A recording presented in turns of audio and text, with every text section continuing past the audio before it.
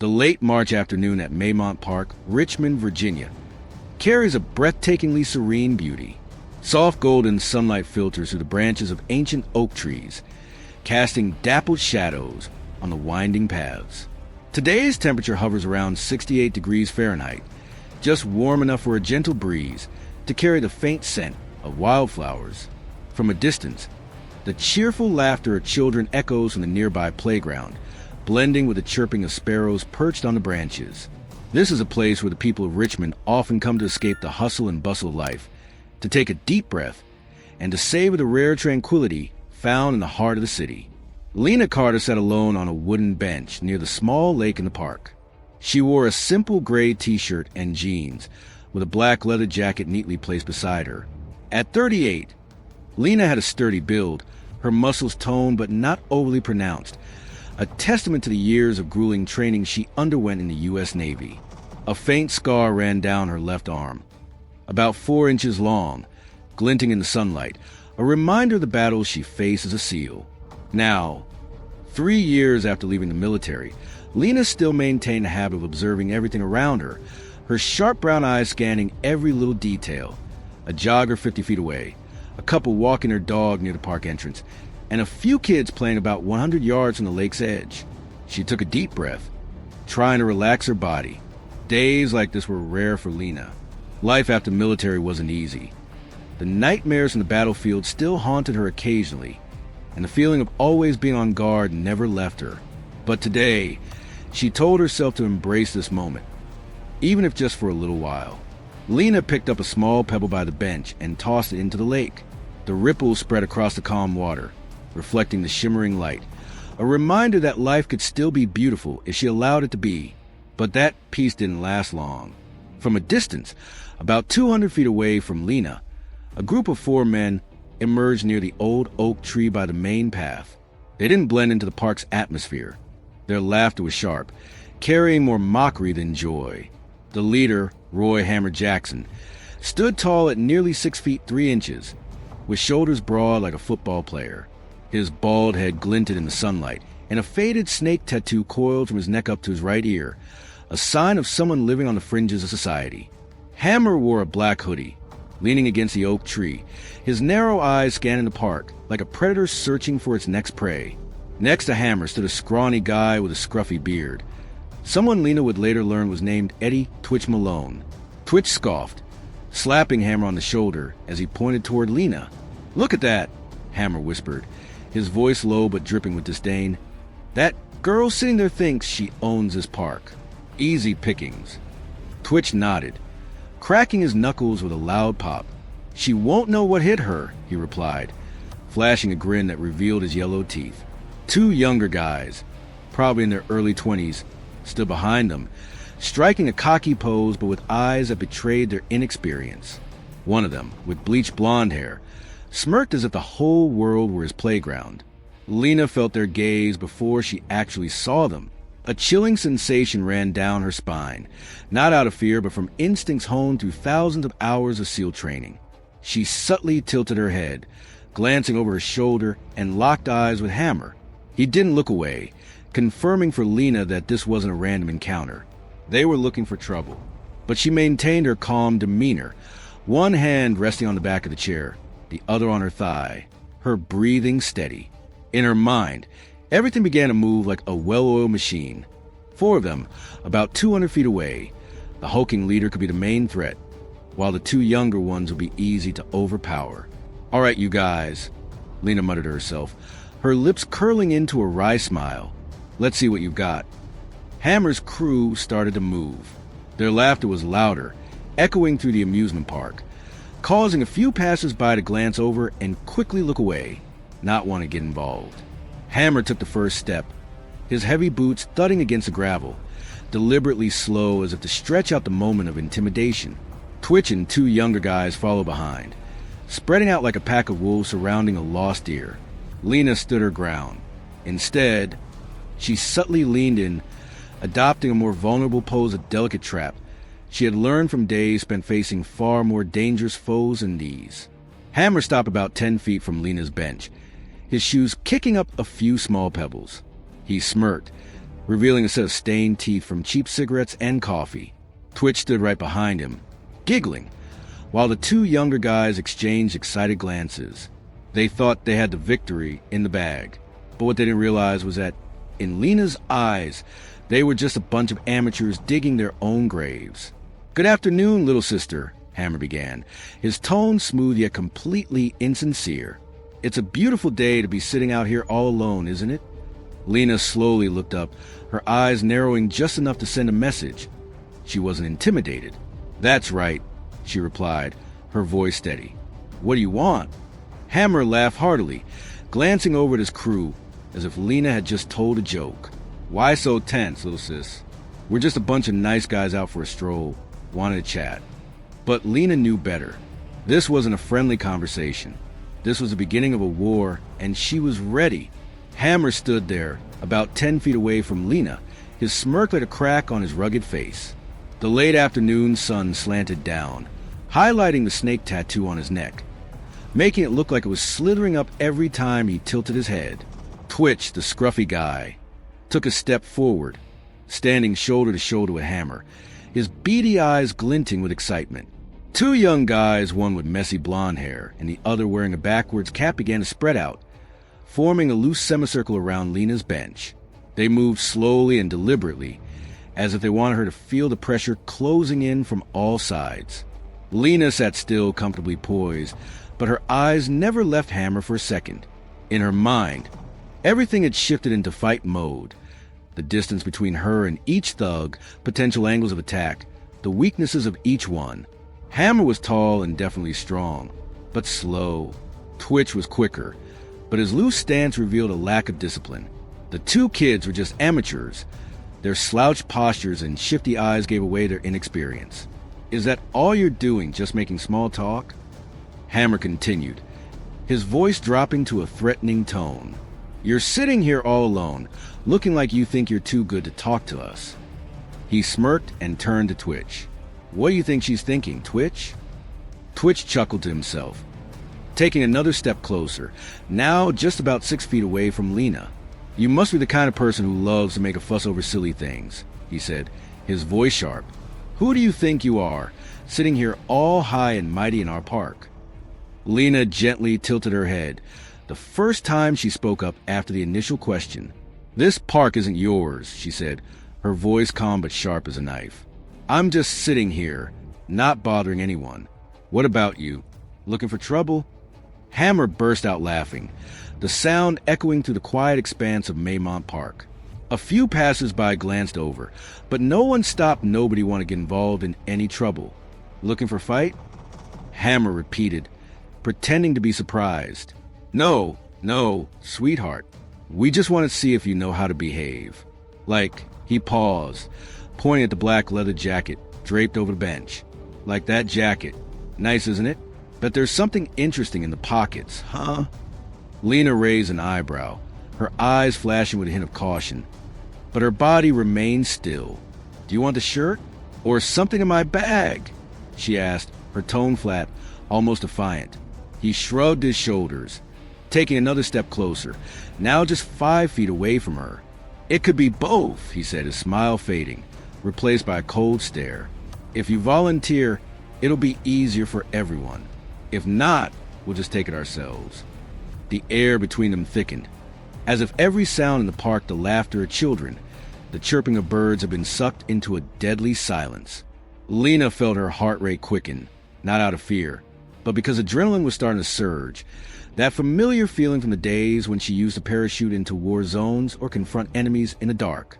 Twitch chimed in, his voice sharp and dripping with disdain. "Listen up, sis," he said, pointing at Lena. "Who do you think you are talking to us like that? People like you are always the same, sitting there all high and mighty, thinking you deserve to be here more than we do." Lena didn't answer right away.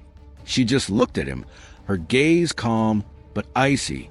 Then she stood up slowly, every movement perfectly controlled. At 5 feet 8 inches tall, she was shorter than Hammer, but the way she held her back straight and her shoulders back radiated a presence that the others hadn't expected. The two young guys hesitated for a moment, exchanging quick glances as if they had just realized something was off. Why are you getting up? Hammer growled, his voice dropping, his hand tightening into a fist. Sit down, unless you want this to get worse. Lena gave a faint smile, one that lacked warmth. I stood up because I wanted to see your faces clearly, she said, and I warned you that you should leave while you still can. Twitch burst into laughter, but the sound was a bit shaky, as if he wasn't sure who he was facing. Listen to her, he shouted, turning to the two young guys. Does she think she's some kind of superhero or something?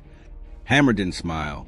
He took another step forward, now just 3 feet away from Lena, his breath reeking of cheap cigarettes and beer. Didn't you hear me? He growled. Hand over the jacket and anything in your pockets. If not, we'll make you regret ever being born. Lena didn't back down. She tilted her head, her gaze locked onto Hammer. You've got me confused with someone else, she said, her voice low but sharp like a declaration of war. I'm not the kind of person you want to mess with. Hammer curled his lip, but this time it wasn't a smile. Is that so? He said, his right hand slowly rising, as if getting ready to strike. Let's see just how tough you really are. Just then, the blond guy charged in from the left, fast as a hunting dog let off its leash. He swung his arm, aiming to grab Lena by the shoulder, but she was ready.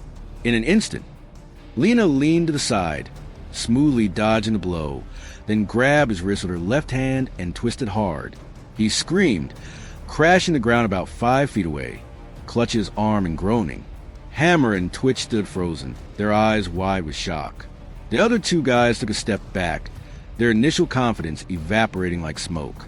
Lena turned to face Hammer, her posture still calm, but her eyes now blazed with an unquenchable fire. I've already told you, she repeated, her voice low like a final warning. Go now, before things get worse. But Hammer wasn't the type to back down. He roared, charging at Lena with his massive frame, and the real fight began. Hammer charged forward like a raging bull, his heavy boots shaking the gravel beneath him. Standing at 6 feet 3 inches with a massive frame, he intended to use his overwhelming strength to crush Lena in an instant. But Lena was not someone to be easily defeated. She took half a step back, just enough to dodge Hammer's shoulder charge, then spun around and flashed. In an instant, she swung her right elbow, striking him right in the ribs. A grunt escaped Hammer's lips as he staggered, clutching his side, breath coming in sharp gasps. Twitch roared, charging in to help, his skinny arms flailing wildly like a puppet with cut strings. Lena tilted her head, dodging his clumsy punch, then delivered a low kick that struck Twitch's knee. He howled, collapsing 3 feet away, clutching his leg and rolling on the ground. The two younger guys, the blonde one still nursed his arm from the earlier fall, and the guy in the baseball cap stood frozen, panic replacing the arrogance they had shown before. Hammer regained his balance, his face flushed with pain and anger. Who the hell do you think you are? He growled, his voice shaky with fury. He lunged again, this time slower but more menacing, his hand as big as a shovel aimed straight at Lena's throat. She ducked, letting the blow skim over the top of her head, then retaliated with a straight punch to Hammer's gut. He staggered back, gasping for breath, but still tried to hold his ground. Lena stepped back a few paces, keeping a distance of 5 feet, her eyes scanning the group. Hammer was breathing heavily. Twitch was groaning on the ground, and the two young guys were trembling, too scared to move forward. The air at Maymont Park was eerily quiet now. The distant sounds of children playing seemed to be drowned out by the tension that hung in the air. I warned you guys, Lena said, her voice low and steady like steel. Back off, or next time it won't just be a few punches. He spat on the ground, his eyes blazing with hatred. This isn't over yet, girl, he growled, pointing a finger at her. You're going to regret messing with me.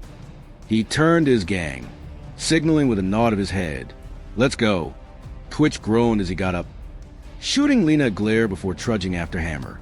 The two young men hurried to catch up, the blonde one glancing back at her with a look that was both fearful and filled with rage. They disappeared into the shadows of the oak trees 100 yards away, leaving Lena standing alone in the middle of the gravel path. She took a deep breath, adrenaline still coursing through her veins, but her body remained calm, like a lake that had settled back into stillness. This was not just a random attack. She could feel it in every word, every glance from Hammer. There was something bigger lurking behind this, and Lena knew she couldn't just walk away. She picked up her jacket, dusted it off, and turned toward the park exit, her steps steady like a promise. This fight had only just begun. As the last shadow of Hammer and his gang disappeared behind the oak trees in Maymont Park, Lena Carter stood still, her sharp brown eyes fixed on the direction they had just vanished. The afternoon sun was fading, the temperature dropping to about 65 degrees Fahrenheit, and a cool breeze swept through, rustling the black leather jacket in her hands. But inside Lena, a smoldering fire had just been ignited, not from the slight pain in her hand after the collision with the blonde guy, but from Hammer's parting words, growled with menace. "This isn't over yet, little girl." She dusted off her jacket, threw it over her shoulder, and walked toward the main exit of the park, about 300 yards away. Each step Lena took was steady, as if she were entering a new battlefield of habit from her days as a SEAL in the U.S. Navy. The scuffle just now wasn't just some random attack by a bunch of thugs. It carried the scent of organized hatred, and Lena wasn't the type to let the questions linger in her mind. Hammer wasn't acting alone. She sensed that from his confidence, from the way Twitch shot her a glare before backing off. Someone was behind this, and she was going to find out who. On her way home, Lena drove her black Jeep Wrangler through the peaceful streets of the Fan District in Richmond.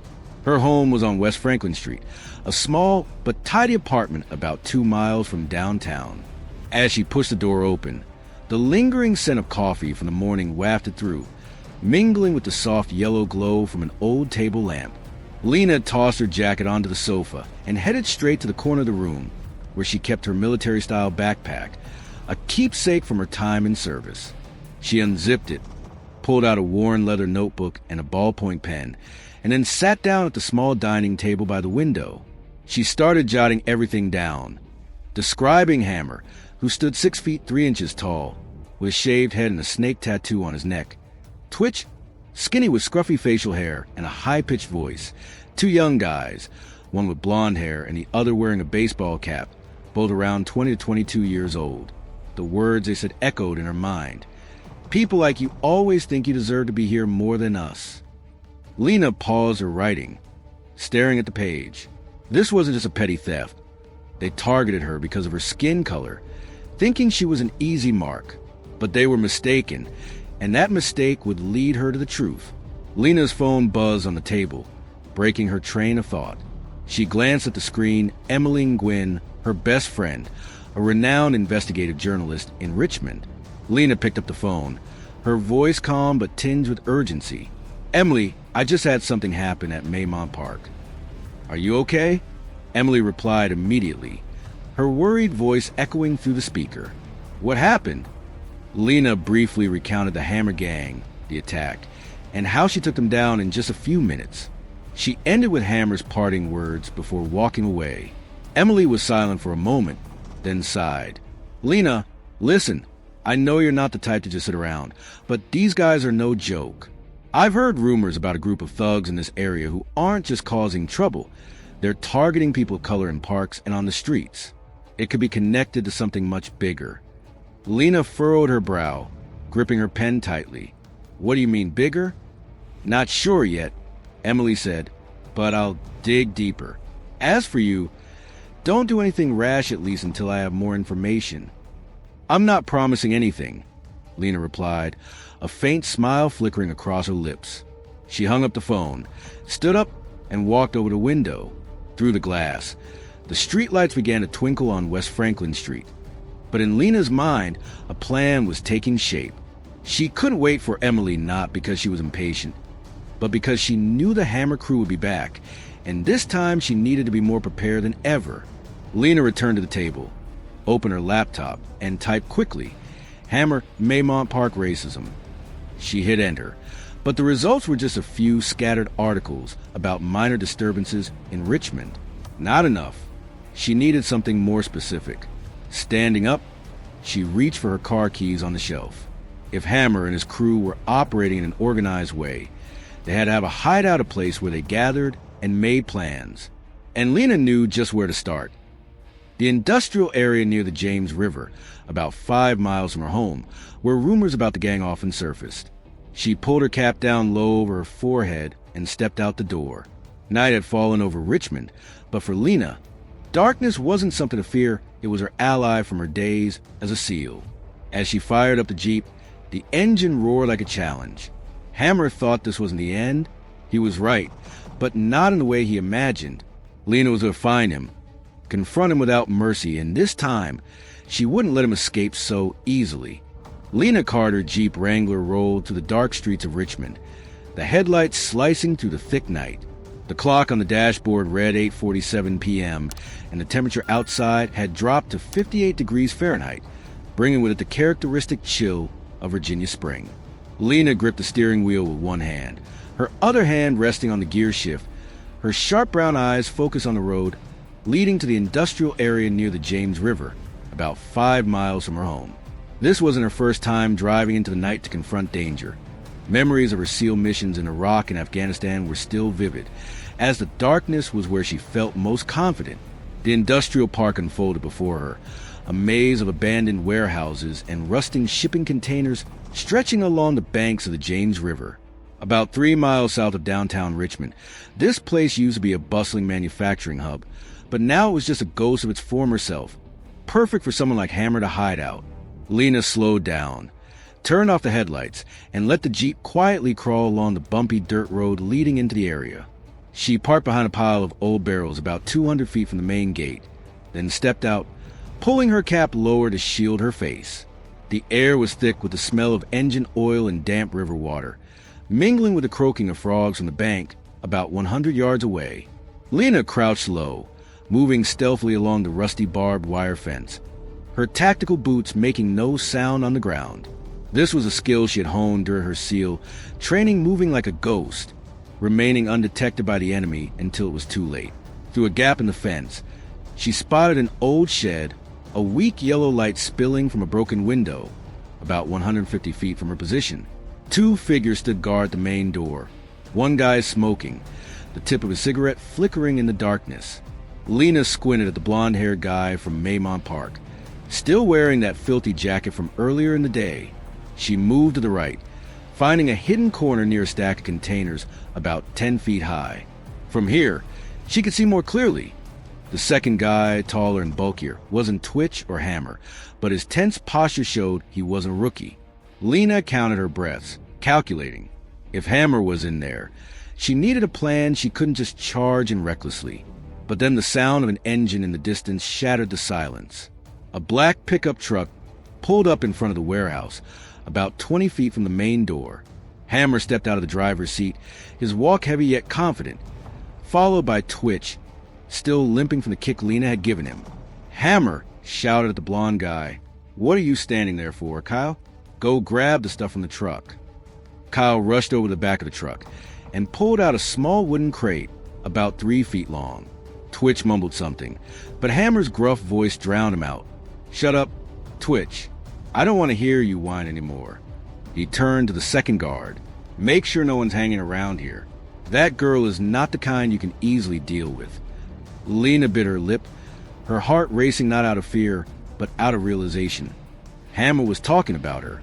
She leaned down lower, pulled her phone from her pocket, and quickly texted Emmeline Gwynn, "Found Hammer, warehouse near James River, sending coordinates." She attached the GPS location, then turned off the screen and put her phone away. This wasn't the time to wait. She needed to act before Hammer disappeared again. She quietly circled around the back of the shed, searching for a broken window about 6 feet off the ground. Lena grabbed the edge of the frame, pulling herself up with the strength of her arms, a move she had done hundreds of times during SEAL training. Inside, the smell of oil and rotting wood hit her nose, but she didn't pay it any mind. She landed on the concrete floor, crouched low, and heard Hammer's voice echoing from somewhere deep in the shed, about 50 feet away. "You think I'm scared of that girl?" he growled. "She's just lucky. But next time, I'll smash her to pieces." Lena curled her lips into a cold smile. "Just try it," she whispered to herself. She moved closer, hiding behind a stack of wooden crates about 8 feet high, and saw Hammer standing among his crew of 5 guys, including Kyle and Twitch. On the table in front of him was a wooden crate they had just brought in, revealing shiny metal blades, iron rods, and something that looked like a handgun. Lena clenched her fists. This wasn't just a bunch of thugs. They were gearing up for something bigger, and she was their first target. Hammer picked up the gun, checking it with a fierce expression. "I want you guys ready," he said. "That girl thinks she won a park? I'll show her what hell looks like." Twitch scoffed, but his eyes darted around, as if still haunted by Lena's kick. Lena took a deep breath, adrenaline flooding her body. She wasn't carrying any unnecessary weapons. Her SEAL skills were what she had relied on for years, but she knew she was facing real danger. Hammer didn't just want revenge, he wanted to eliminate her. She stepped back, calculating her next move. Charging it now would be suicide, but if she let them get ready, both she and Richmond would be in serious trouble. The sound of footsteps from the front door echoed as the guard shouted loudly, "Hammer, there's a cop car half a mile away." Hammer cursed, shoving his gun into the back of his pants. "You guys clean up fast. Let's go." Lena held her breath. The police? Emily might have called Michael Torres, but she couldn't wait. She needed to keep Hammer in sight.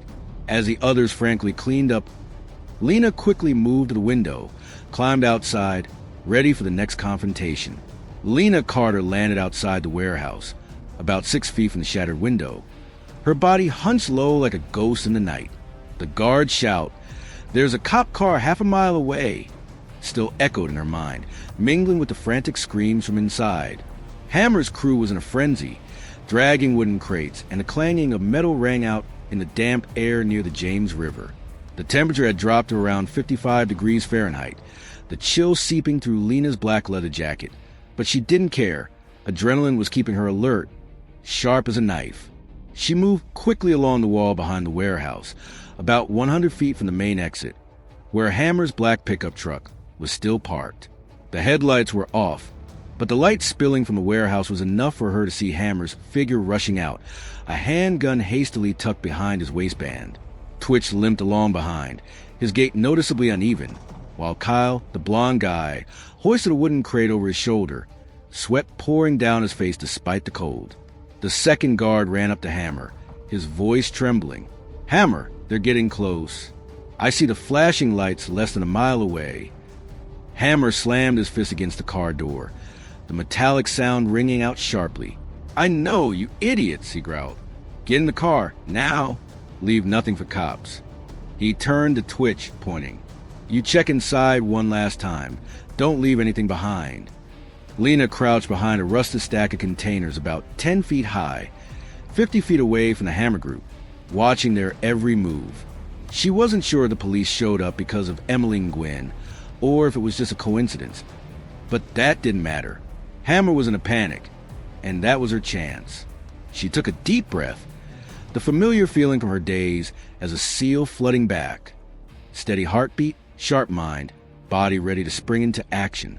Did Hammer think he could escape after threatening her? He was dead wrong. As Twitch turned towards the warehouse, Lena decided it was time to act. She burst out of her hiding spot, moving as fast as a gust of wind, straight toward the pickup truck. Kyle was opening the truck bed, his back turned, completely unaware as Lena approached. She swung her arm, locking him in a chokehold from behind with a classic SEAL maneuver, tightening just enough to knock him out without making a sound. Kyle crumpled to the ground about 5 feet from the truck, the wooden crate tumbling down with a soft thud. Hammer spun around instantly, his eyes widening in shock as he saw Lena standing there, calm and unyielding. "You!" Hammer shouted, pulling a gun from the back of his waistband. But Lena was quicker.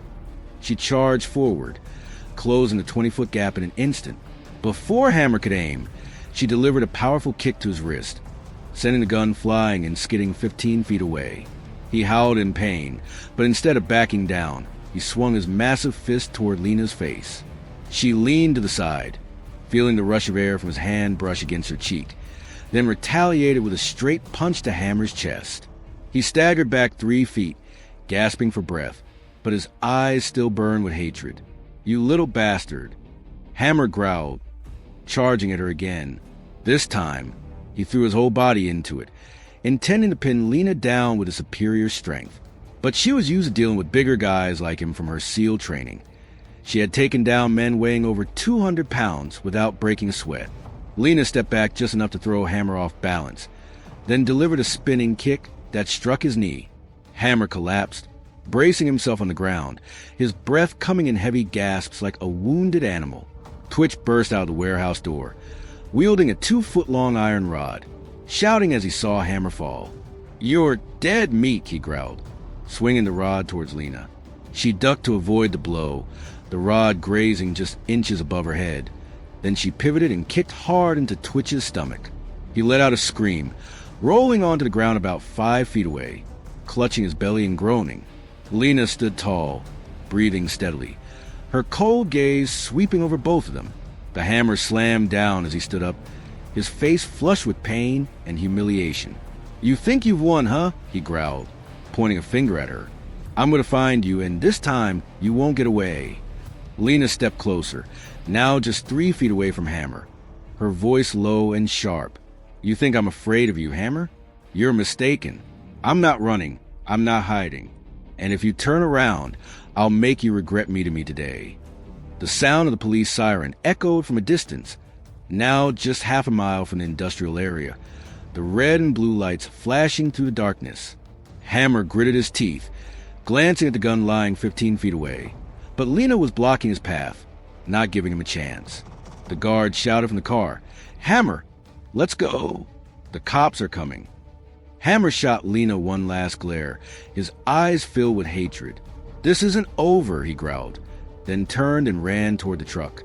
He yanked Twitch up, shoved him into the vehicle, and jumped into the driver's seat. The pickup roared to life, tires spinning wildly on the dirt road as it sped into the darkness before the police could get close.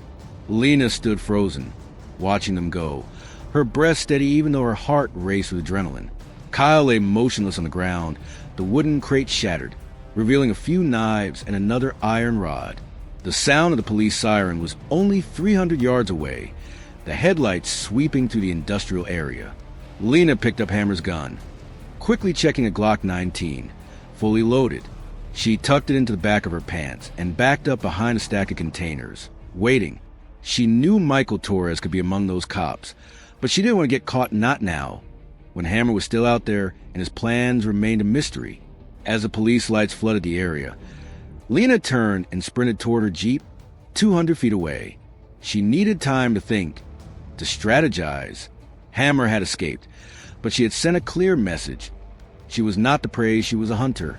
Lena Carter's Jeep Wrangler tore out of the industrial area near the James River, tires grinding on the dirt road, dust flying wildly in the headlights. The sound of police sirens echoed behind her, about 300 yards away, but Lena didn't look back.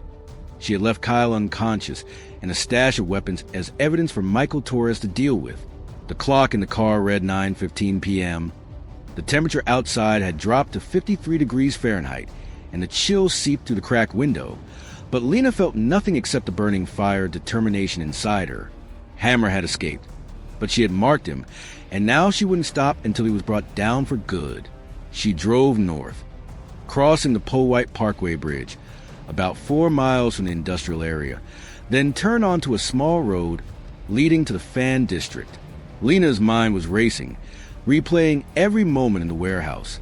Hammer's Glock 19, the crates of knives and iron rods, his threats. This wasn't just a typical gang. They were armed, organized, and clearly had a bigger agenda than just getting back at her. But who was behind Hammer? Who was supplying him with guns and money to carry out his plans? That question gnawed at her as she parked in front of the apartment on West Franklin Street, just 2 miles from downtown Richmond. Lena walked into the house, the soft glow of the table lamp illuminating her face, now marked with few streaks of dust from the battle. She placed a Glock on the dining table, checking the 15 rounds in the magazine, not having fired a single shot. This was evidence, but she wasn't planning to hand it over to police just yet, not until she knew the whole story. Lena sat down, opened her laptop, and typed quickly, "Organized Crime Richmond, Virginia." The results brought up a slew of articles about minor disturbances, but nothing specific about Hammer or the James River area. She frowned, gripping the armrest tightly. "Where are you hiding, Hammer?" she muttered. The phone buzzed, and the screen lit up with Emily Nguyen's name. Lena picked up immediately. "Emily, did you call Torres?" "Yeah," Emily replied, her voice hurried. "I got your message. Send the coordinates to Michael right away." He just called back. They found a blonde guy passed out, and a stash of weapons in the warehouse. "Lena, what are you doing there?" "I'm looking for Hammer," Lena said, her voice low. "He's over there, with Twitch and a few other guys. They've got guns, knives, and bats not the toys of your average thugs. I took one guy down, went toe-to-toe with Hammer, but he bolted when the cops showed up." Emily sighed on the phone. "You're crazy, Lena, but I'm not surprised. Torres said they're analyzing the weapon for fingerprints and serial numbers. If we're lucky, they'll trace it back to the source. But Hammer, I don't think he's acting alone. I found some old reports about similar attacks in Maymont Park in the Carytown area, targeting people of color a few months back. It might be connected." Lena nodded, even though Emily couldn't see her. "I think so too. He mentioned me in the barn, wanting revenge. But the way they're preparing, there's someone bigger behind this, Emily." "I'll dig deeper," Emily said. "But you need to rest. Let Torres handle the rest." "I can't rest," Lena replied, her eyes fixed on the Glock on the table. "Hammer will be back, and I need to be ready." She hung up, stood up, and walked over to the closet. Inside, at the bottom of an old shoebox, she pulled out a 7-inch tactical knife, a gift from her old SEAL teammates. She checked the blade, the steel glinting under the light. If Hammer wanted a war, she would give him a fight he would never forget. Lena turned back to the table, opened the Richmond map on her laptop, and zoomed in on the James River area. She marked the location of the warehouse about a mile from the Manchester Bridge and outlined potential escape routes for Hammer. He wasn't stupid. After being spotted by the police, he would look for a new hiding place. But Lena understood the type of person Hammer was. Arrogant, impulsive, and unable to stay still for too long. She smirked, a cold smile spreading across her face. "You're going to make a mistake, Hammer, and I'll be there when you do." She stood up, put on her jacket, tucked a dagger into her boot, and slid a Glock into the back of her pants. The night was still young, and Lena wasn't about to waste it. She stepped out the door, locked the apartment, and drove south once more. This time, she was headed for Carytown, 3 miles from home, where Emily had mentioned the previous attacks. If Hammer returned there, she would find a trace. When Lena arrived in Carytown, the clock read 10:30 p.m. This artsy neighborhood was usually bustling during the day, but now only a few bars were lit up, spaced about 100 yards apart. She parked near a dark alley, got out, and took a look around. The air was thick with the scent of beer and cigarette smoke from the bars, but there was something else, an unsettling feeling that Lena recognized from her days on the battlefield. She walked along West Carey Street, about 20 feet away from the main sidewalk, when she heard footsteps coming from the alley on her left. Lena paused, her hand lightly resting on her Glock, and turned slowly. From the shadows, Twitch emerged, wielding a metal pipe he grabbed from the shed, his eyes darting but filled with hatred. "You!" he growled, stepping closer, now just 10 feet away from her. "Hammer said you'd show up, and this time you're not getting away." Lena stood still, her posture relaxed yet ready. "Where's Hammer?" she asked, her voice icy. "Why isn't he here himself?" Twitch scoffed, raising his bat. "He doesn't need to show up to deal with you. I've had enough." He charged forward, the bat aimed straight at Lena's head. But she was ready. She leaned to the side, dodging the blow by inches, then delivered a kick right to Twitch's stomach. He stumbled back, crashing against the alley wall 5 feet away, groaning in pain. Lena stepped forward, leaning down close to Twitch, her voice low but sharp. "Tell me where Hammer is, or this time it won't just be pain you're dealing with." Twitch gasped for breath, his eyes wide with panic. The game had changed, and Lena was in control. Lena Carter stood over Twitch in the dark alley of Carytown, her sharp brown eyes locked on the guy groaning on the ground. Twitch's iron pipe lay discarded 5 feet away, the dim streetlight from West Carey Street casting a glint off the steel. The air was thick with the smell of beer and trash in the nearby bar, about 50 yards away, but Lena didn't care. She was focused solely on Twitch, who was clutching his stomach and gasping for breath after her kick. Lena's wristwatch read 10:45 p.m. The temperature had dropped to 50 degrees Fahrenheit, and the chill seeped through her leather jacket. But it didn't faze her. "Where's Hammer?" Lena repeated, her voice low and sharp like a hidden dagger in her shoe. She leaned in closer, her right hand resting on Twitch's shoulder, squeezing just enough for him to feel the pressure. "Speak, or I'll make you wish you'd never met me." Twitch looked up, his gaunt face twisted in pain and fear. "You don't understand," he gasped, his voice high-pitched and shaky. "Hammer isn't someone you want to mess with. He has connections. If I talk, I'm as good as dead." Lena furrowed her brow, her hand still gripping Twitch's shoulder tightly. "Who's backing you up?" "Who?" she asked, her voice now tinged with urgency. This was the piece she needed to prove that Hammer wasn't acting alone. But before Twitch could respond, the roar of an engine echoed from the end of the alley, about 100 feet away. Lena turned her head as the headlights of a black pickup truck Hammer's truck swept directly toward her. The truck door swung open, and Hammer stepped out, his heavy boots thudding against the pavement, followed by the warehouse bouncer, who was wielding a 3-foot baseball bat. Hammer was tall in the glow of the lights. His figure looked like a monster, his eyes burning with hatred as he locked onto Lena. "Twitch, you idiot!" Hammer roared, stepping closer, now just 20 feet away from Lena. "I told you to take care of it." He pulled out a different gun, not the Glock that Lena had taken from his jacket, aiming it straight at her. "You want to play it tough, huh, girl? Fine." Lena released Twitch, stood up straight, her body tall like a bowstring, but her face remained calm. She had nowhere to hide in this narrow alley. The brick wall behind her was just 10 feet away, and Hammer blocked the exit. But she wasn't afraid. She had faced worse situations on the battlefield, standing alone against an entire army. "Put the gun down, Hammer," Lena said, her voice cutting through the noise of the running engine. "If you shoot me now, the cops will have you in 5 minutes. They know about the warehouse, about the weapons. You can't get away." Hammer let out a loud, raspy laugh filled with contempt. "You think I'm afraid of the cops? You don't even know who I am, do you?" He stepped closer, now just 15 feet away, his finger tightening on the trigger. "I'll shoot you and then I'll vanish. No one will ever find me." Lena shot a quick glance at Twitch, who was crawling out from behind Hammer, his eyes wide with panic. She needed time, needed a chance.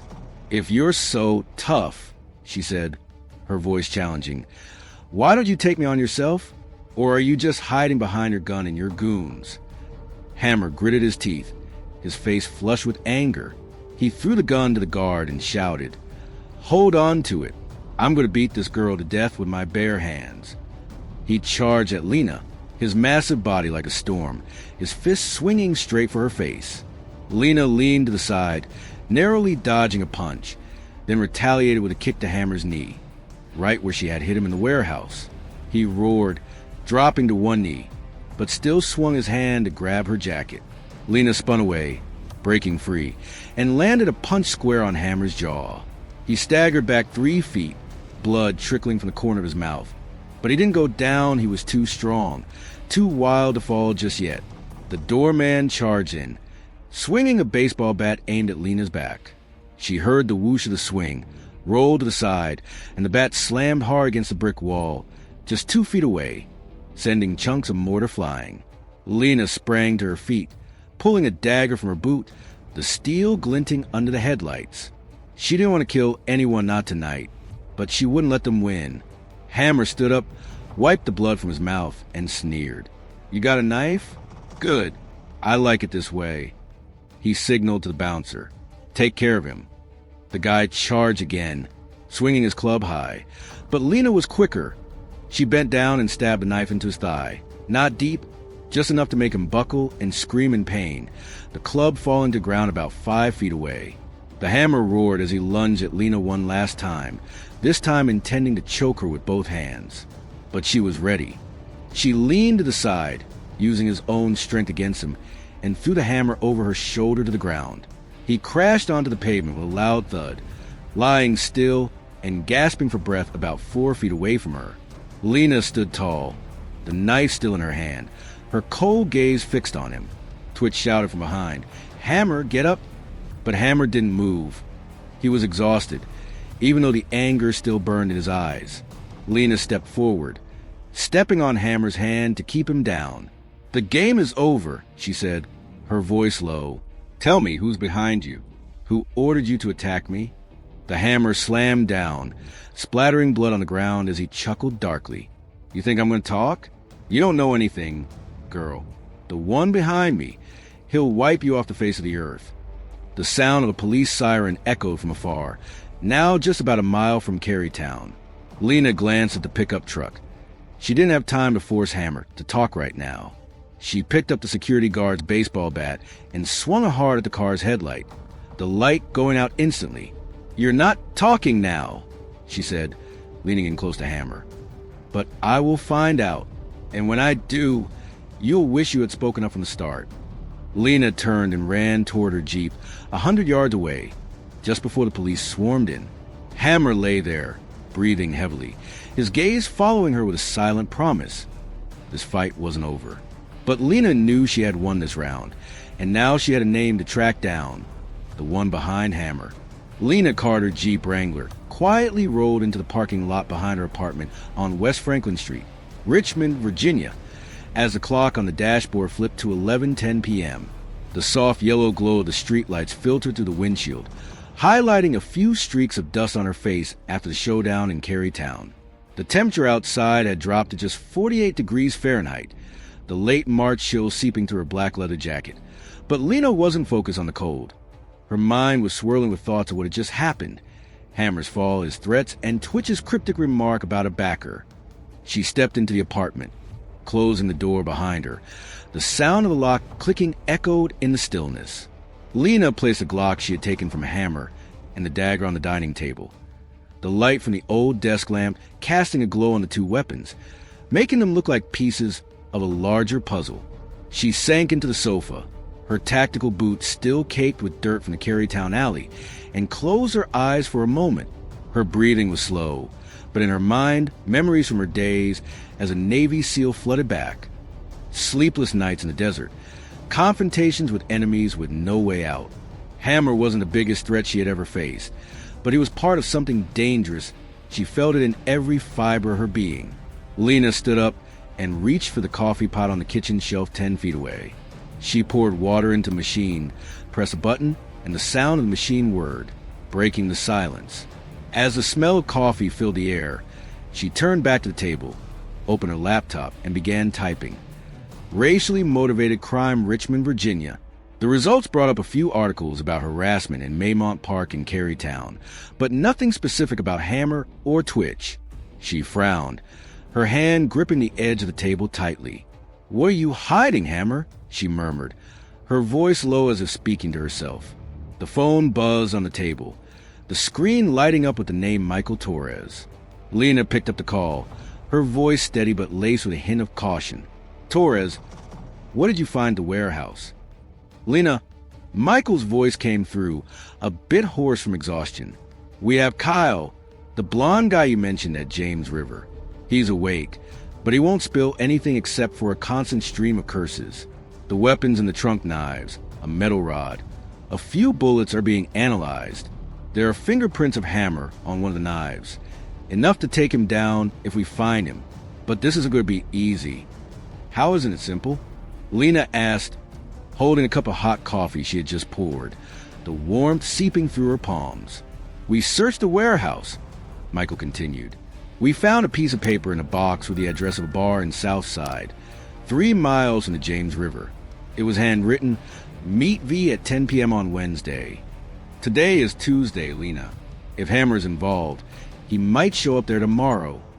Lena set the cup down, her eyes lighting up. "Victor Langston?" she asked, her voice dropping. That name flashed in her mind, a wealthy businessman in Richmond, known for his construction projects, but always surrounded by rumors of shady dealings. "Maybe," Michael replied. "But we don't have any direct evidence linking Langston to Hammer. It's just a name. I'll send someone to keep an eye on that bar. But Lena, don't get involved yourself. Hammer has gotten away from you twice already. He won't show you any mercy." "I don't need his forgiveness," Lena said, a faint smile flickering across her lips. "Thank you, Torres. Send me the address of that bar." She hung up before Michael could protest, then opened a Richmond map on her laptop.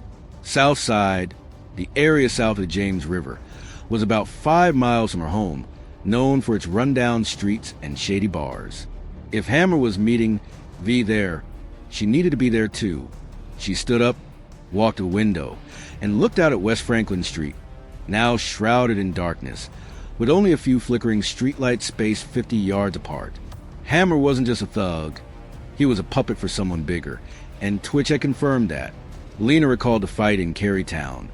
Hammer's strength, the fear in Twitch's eyes when he mentioned the backer. Victor Langston could be the answer a man with money, power, and a motive to stir up trouble in Richmond. Lena turned back to the table and grabbed a leather notebook from her military backpack. She quickly jotted down, "Hammer meets V, Southside Bar, 10 p.m. Wednesday." Could it be Victor Langston? She underlined the name Langston, her grip tightening around the pen. If this was true, it wasn't just a personal battle. Anymore, it was part of a larger conspiracy, and she was standing right in the middle of it. She took a sip of coffee, the bitter taste spreading across her tongue, sharpening her senses. Tonight, she wouldn't sleep not with Hammer still out there, and the one pulling his strings lurking in the shadows. Lena slipped on her jacket, double-checked her dagger and Glock, then stepped out the door. She drove towards Southside, not to confront him just yet, but to scout the area she needed to see what that bar looked like and how Hammer would show up. When she arrived at Southside, about 200 yards from the bar, Lena parked under the shade of a large oak tree. The bar, called Rusty Anchor, was located on Hull Street with a flickering red neon sign above the door. A few guys in baseball caps stood outside, smoking, about 20 feet from the entrance. Lena watched, her heart racing a little faster.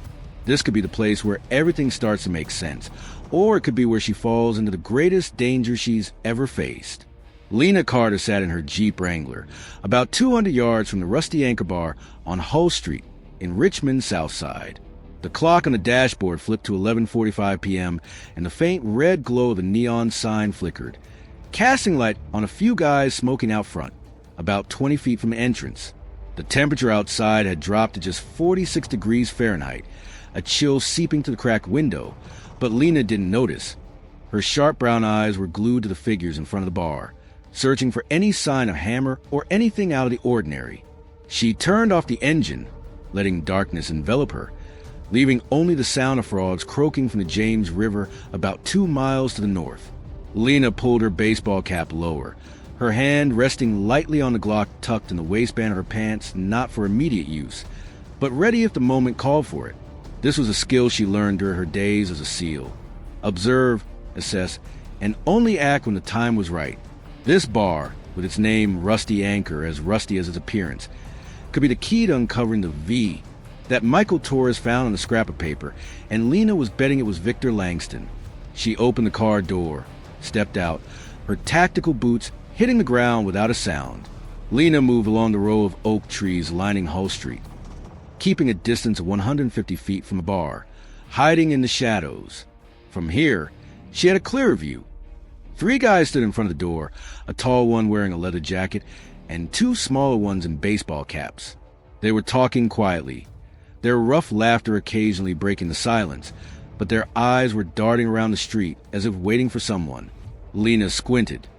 There was no sign of Hammer or Twitch, but the way they stood, tense and alert, stirred up a familiar feeling from the warehouse at James River. She crouched low, moving closer, now just 100 feet from the entrance, hiding behind an old truck parked 30 feet from the bar. The sound of country music seeped out from inside, mingling with the smell of cigarettes and cheap beer. Lena pulled out her phone and quickly texted Emmeline Gwynn. Rusty Anchor, Hull Street. Observing tonight. Notice anything unusual? She hit send, then tucked her phone away, focusing on the group in front of the door. A sleek black sedan pulled up in front of the bar, stopping just 10 feet from the entrance, and the car door swung open. A man stepped down, not Hammer, but a guy around 40 years old with slick back hair, wearing an expensive gray suit, standing about 5 feet 10 inches tall. He didn't walk like a local. His stride was confident yet discreet, showing he held some power. A tall guy in a leather jacket approached him, shook his hand, and then led him inside through a side door about 15 feet from the main entrance. Lena tightened her fist. This could be V. She couldn't see his face clearly, but the figure matched the image of Victor Langston she had seen in the papers. A wealthy businessman, always appearing with a charming smile at charity events. She waited an extra 5 minutes, then decided to take the plunge. Lena made her way around the back of the bar, 50 feet from the side door, where a large trash bin, standing 6 feet tall, blocked the view from the street. She spotted a small window, frosted glass, about 4 feet off the ground. Lena climbed up, using her knife to gently pry at the old wooden frame, then slipped inside. She landed on the floor, crouching low, the smell of beer and sweat hitting her nose. Inside was a narrow hallway, dim yellow light spilling down from the ceiling. The country music was louder, but she could hear voices coming from a room about 20 feet away. The door slightly ajar. Lena moved closer, pressing against the wall. Each step as silent as a ghost of skills she honed through thousands of hours of SEAL training. She paused 5 feet from the door, listening. A deep, steady voice resonated from inside. "Hammer messed everything up," the man said, his tone tinged with frustration. "He let that girl live, then lost a gun. I'm not paying for stupidity." A different, hoarse voice replied. "He said she's not normal, boss. Like military or something. But Hammer swears he'll take care of her." Lena tightened her grip on the dagger in her hand, her heart racing. They were talking about her, and this boss could be Victor Langston. She edged closer, now just 3 feet from the door, peering through the crack. The guy in the gray suit stood with his back turned, holding a glass of wine, facing off against a leather-jacketed man by the entrance. Next to them was a small table, piled with papers and a burner phone, the kind that criminal organizations often use. "I don't care," the man in the gray suit said, his voice icy. "Hammer needs to understand that this isn't a game. We need to keep everything quiet, especially in Carytown and Maymont. If the police catch wind of this, all our plans will fall apart. Tell him tomorrow at 10 p.m. here. I want to meet face to face." The guy in the leather jacket nodded. "I'll let Hammer know. But what if that girl shows up?" The man in the gray suit smirked, turning just enough for Lena to see half of his face's high nose and square jaw, just like the image of Langston in the newspaper. "If she shows up, let Hammer handle it. But this time, no failures allowed." Lena stepped back, her heart pounding, but her body remained calm. This was the evidence she needed. Hammer was not just a thug. He was a henchman for Victor Langston, and they were plotting something bigger in Richmond. She turned to slip out through the window, but the sound of footsteps echoed from the hallway as another guy, tall and imposing, emerged from the shadows about 15 feet away, holding a beer bottle. "What the hell?" he shouted when he saw Lena. Without hesitation, she rushed forward and landed a kick right in his stomach before he could react. He stumbled backward, a beer bottle shattering 5 feet away, the sound of breaking glass ringing out sharply. His scream sent the room into chaos as a guy in a leather jacket burst in, pulling out a 6-inch dagger. Lena leaned to the side, dodging the stab, then struck hard at the guy's wrist, making the knife clatter to the floor about 3 feet away. She kicked him, sending him sprawling into the hallway, but the noise had alerted the guy in the gray suit, who shouted from inside the room, "Get her?" Lena turned around, ran to the window, and climbed out before anyone could catch up. She landed about 5 feet from the trash can and sprinted toward the Jeep, her heart pounding. She had seen Langston, and now she knew. This plot was not just aimed at her, but at the entire city. You just witnessed Lena Carter sneak into the enemy's lair, facing danger head-on to uncover the dark truth about Langston. The moment she escaped from rusty anchor stands as a testament to her unwavering courage, a significant step forward in protecting Richmond. Please comment "Lena is a champion" in the comments to support Lena Carter. Every comment from you is a cheer, helping Lena continue her quest for justice. Let's spread her indomitable spirit together. Lena Carter's Jeep Wrangler tore out of the south side, tires screeching on Hull Street, leaving the rusty Anchor bar in darkness behind her. The clock on the dashboard read 12:05 a.m., the Wednesday chill of 44 degrees Fahrenheit, seeping through the car's windows. Lena's heart raced, not from the brief encounter with the goons in the bar, but from what she had just heard. Victor Langston, or at least a guy in a gray suit whom she believed was him, ordering Hammer to take care of her and mentioning the plan to keep quiet in Carytown and Maymont. This was no longer a personal battle with Hammer. It was a much bigger conspiracy, and Lena was right at the center of it.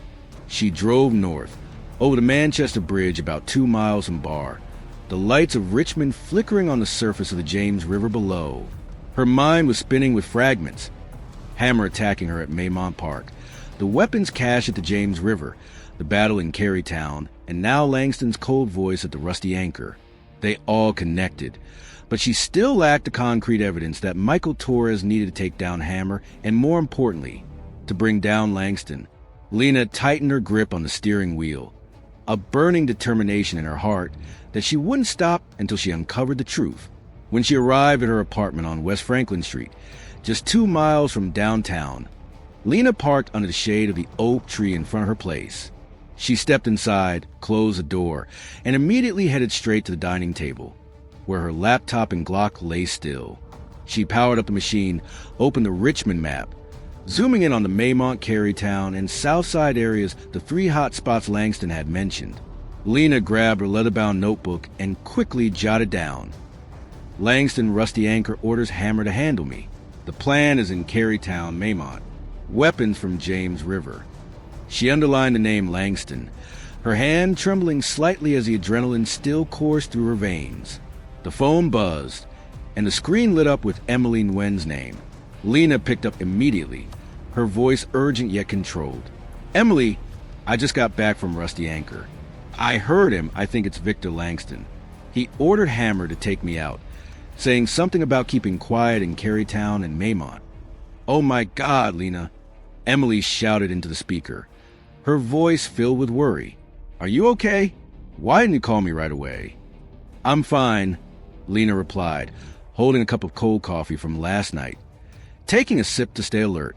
"But I got spotted and had to take out a few guys to get away."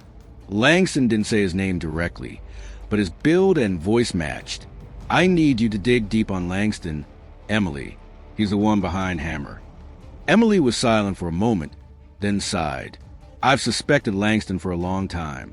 He runs the biggest construction company in Richmond, Langston Construction. But there are rumors that he's using it to launder money, funding extremist groups. I'm going to check his financial records. But Lena, you need to be careful. If Langston really is V, he has the money and power to cover his tracks completely." "I know," Lena said, her eyes glued to the map on the screen. "But I can't just sit still. Hammer is meeting him at the Rusty Anchor tonight at 10. I have to be there." "Don't go alone," Emily warned. "Call Torres. He can send someone to keep an eye on you." "I'll think about it," Lena replied.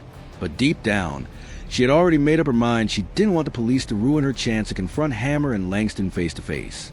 She hung up, stood up, and walked over to the window. Through the glass, the streetlights on West Franklin Street flickered, spaced 50 yards apart. But in Lena's mind, a plan was taking shape. She turned back to the table, opened her browser, and typed in Langston Construction, Richmond, Virginia. The results popped up.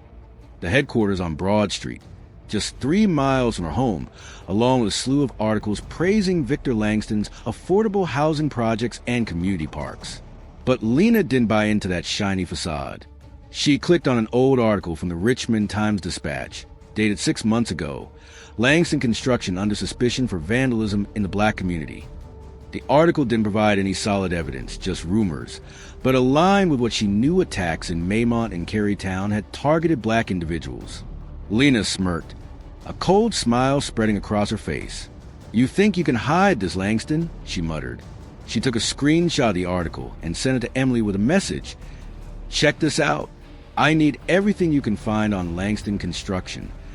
Then she stood up, put on her jacket, and tucked her Glock and dagger into their usual spots. She needed to rest, but first, she wanted to check one last place in Carytown, the spot where Hammer had once attacked her. Lena drove to Carytown, 3 miles from home, and parked near the alley where she had dropped off Twitch, now eerily quiet. She stepped out and walked along West Cary Street, about 20 feet from the main sidewalk. The night was still, with only the sound of the wind rustling through the trees 100 yards away, but Lena felt a familiar unease. Her SEAL instincts were on high alert.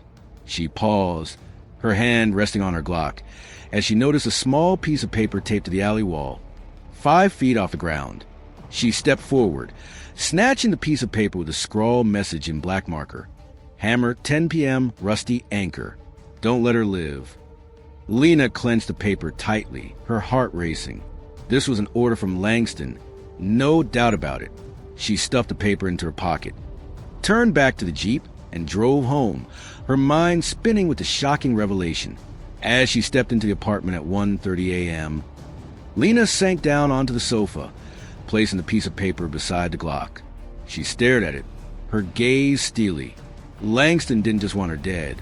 He wanted to send a message through Hammer, a message aimed at all of Richmond. Lena took a deep breath, adrenaline coursing through her veins. She had uncovered a crucial lead, and tonight, at Rusty Anchor, she would confront the truth, no matter how dark it might be. Lena Carter sat in her apartment on West Franklin Street, the soft yellow glow of the desk lamp illuminating the piece of paper she had found in Carytown. Hammer, 10 p.m., Rusty Anchor. Don't let her live. The wall clock read 2 a.m., and the chilly 42 degrees Fahrenheit from outside seeped through the slightly open window, but Lena felt nothing but the fire of determination burning inside her. This piece of paper was the clearest evidence she had, not only confirming that Victor Langston was behind Hammer, but also revealing that he wanted her dead to keep his secret. Lena smirked, a cold smile spreading across her face. You want to play big, Langston? I'll show you who I am. She stood up and walked over to the dining table, where the Glock and the dagger lay still. Lena checked the gun. 15 bullets were still loaded in the magazine, then tucked it into the back of her pants and the dagger into her boot. She opened her laptop and quickly typed, Victor Langston, Richmond, Virginia. This time focusing on Langston Construction's projects. An article from the Richmond Times-Dispatch popped up. Langston Construction wins contract for new residential development in Southside. Lena frowned. Southside, where Rusty Anchor was located, was a poor area, mostly inhabited by people of color. If Langston wanted to keep things quiet in Maymont and Carytown, he might be trying to clear the way for his projects by instilling fear and pushing people out of those neighborhoods. Lena sent a message to Emmeline Gwynn, Langston Construction, Southside, Maymont, Carytown. Check if there are any related projects. I'm heading to Rusty Anchor tonight.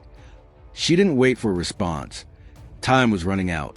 Lena put on her leather jacket, grabbed her baseball cap, and left the apartment at 2:30 a.m., driving towards Southside, 5 miles from home.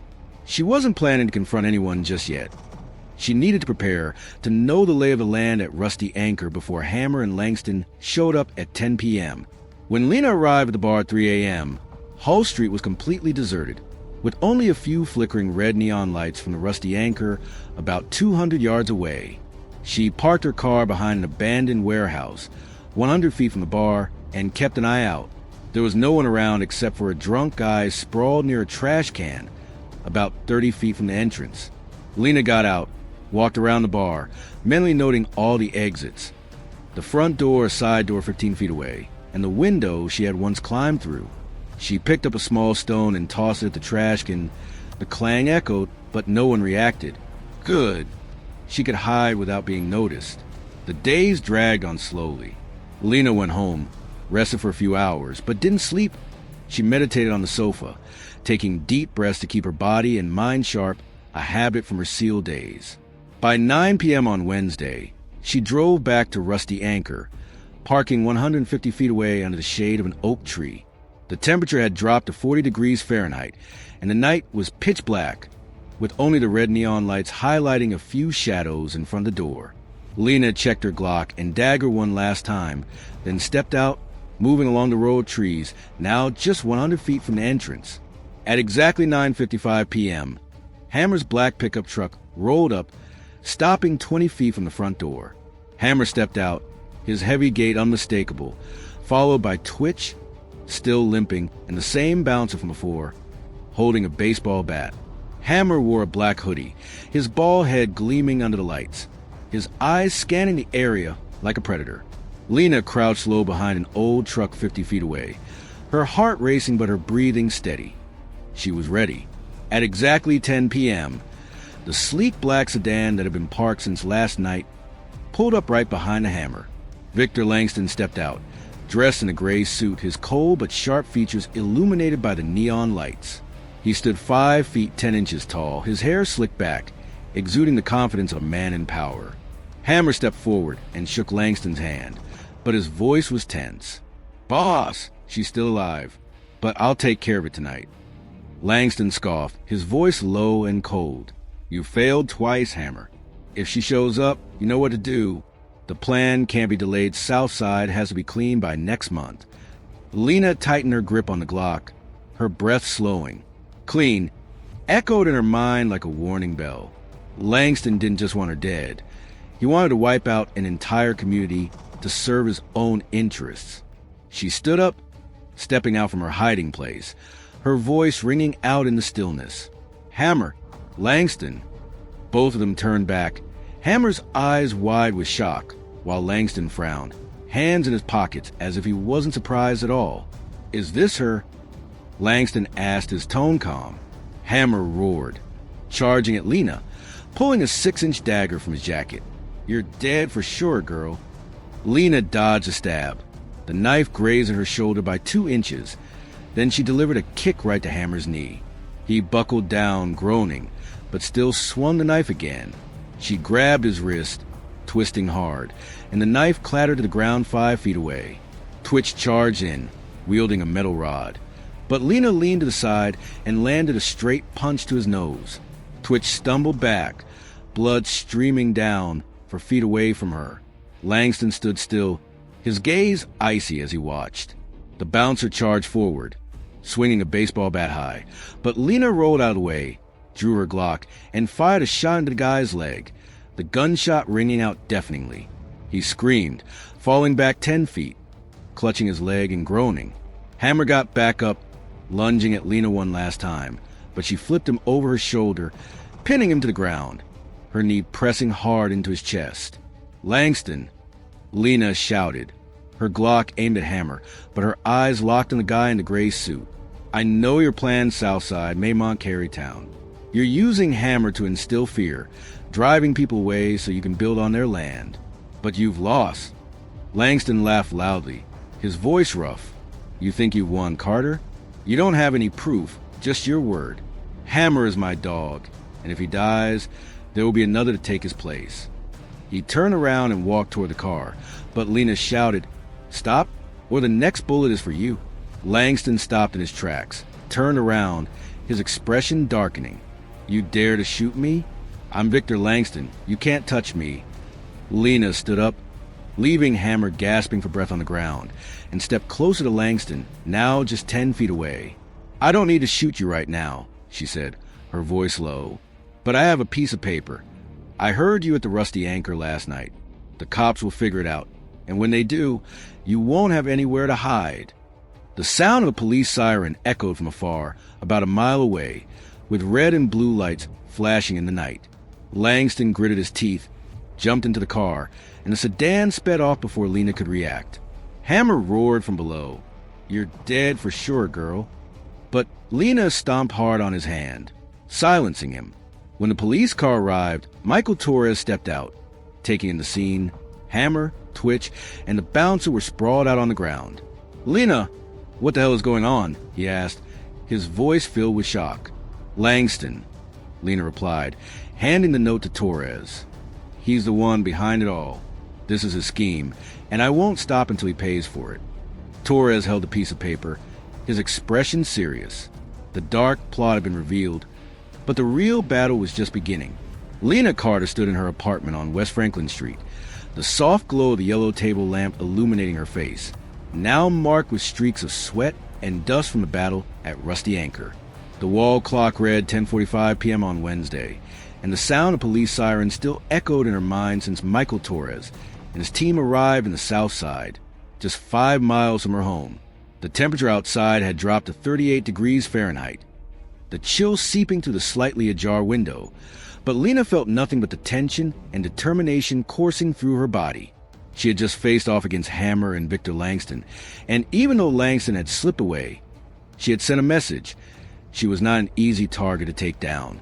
Lena walked over to the dining table, where the Glock and a piece of paper from Carytown lay side by side. She picked up the paper and read the scrawled message. Hammer, 10 p.m., Rusty Anchor. Don't let her live. This was the first piece of evidence directly linking Hammer to Langston, but it wasn't enough. Michael needed more to take down Langston, the mastermind behind a bigger plot in Richmond. Lena set the paper down and sat in the chair, her hands gripping the armrests tightly. The image of Langston sneering, his cold voice echoing in her mind. You can't touch me. But she would get to him, she swore that to herself. She opened her laptop. The Richmond map still displayed on the screen from the last time she checked Maymont, Carytown, Southside, the hot spots Langston was targeting. Lena jotted down more notes in her leather-bound notebook.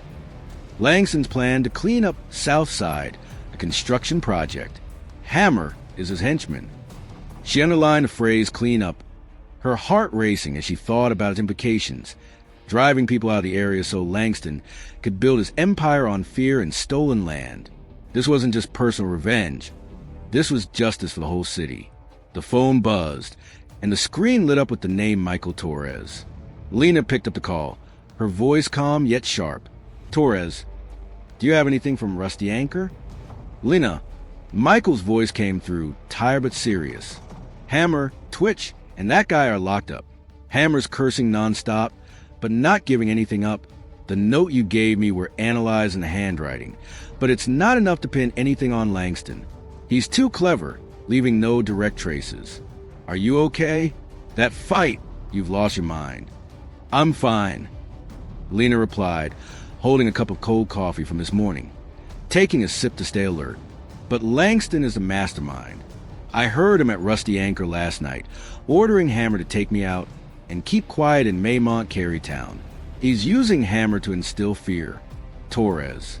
I need documented evidence, transactions, anything that links him to this.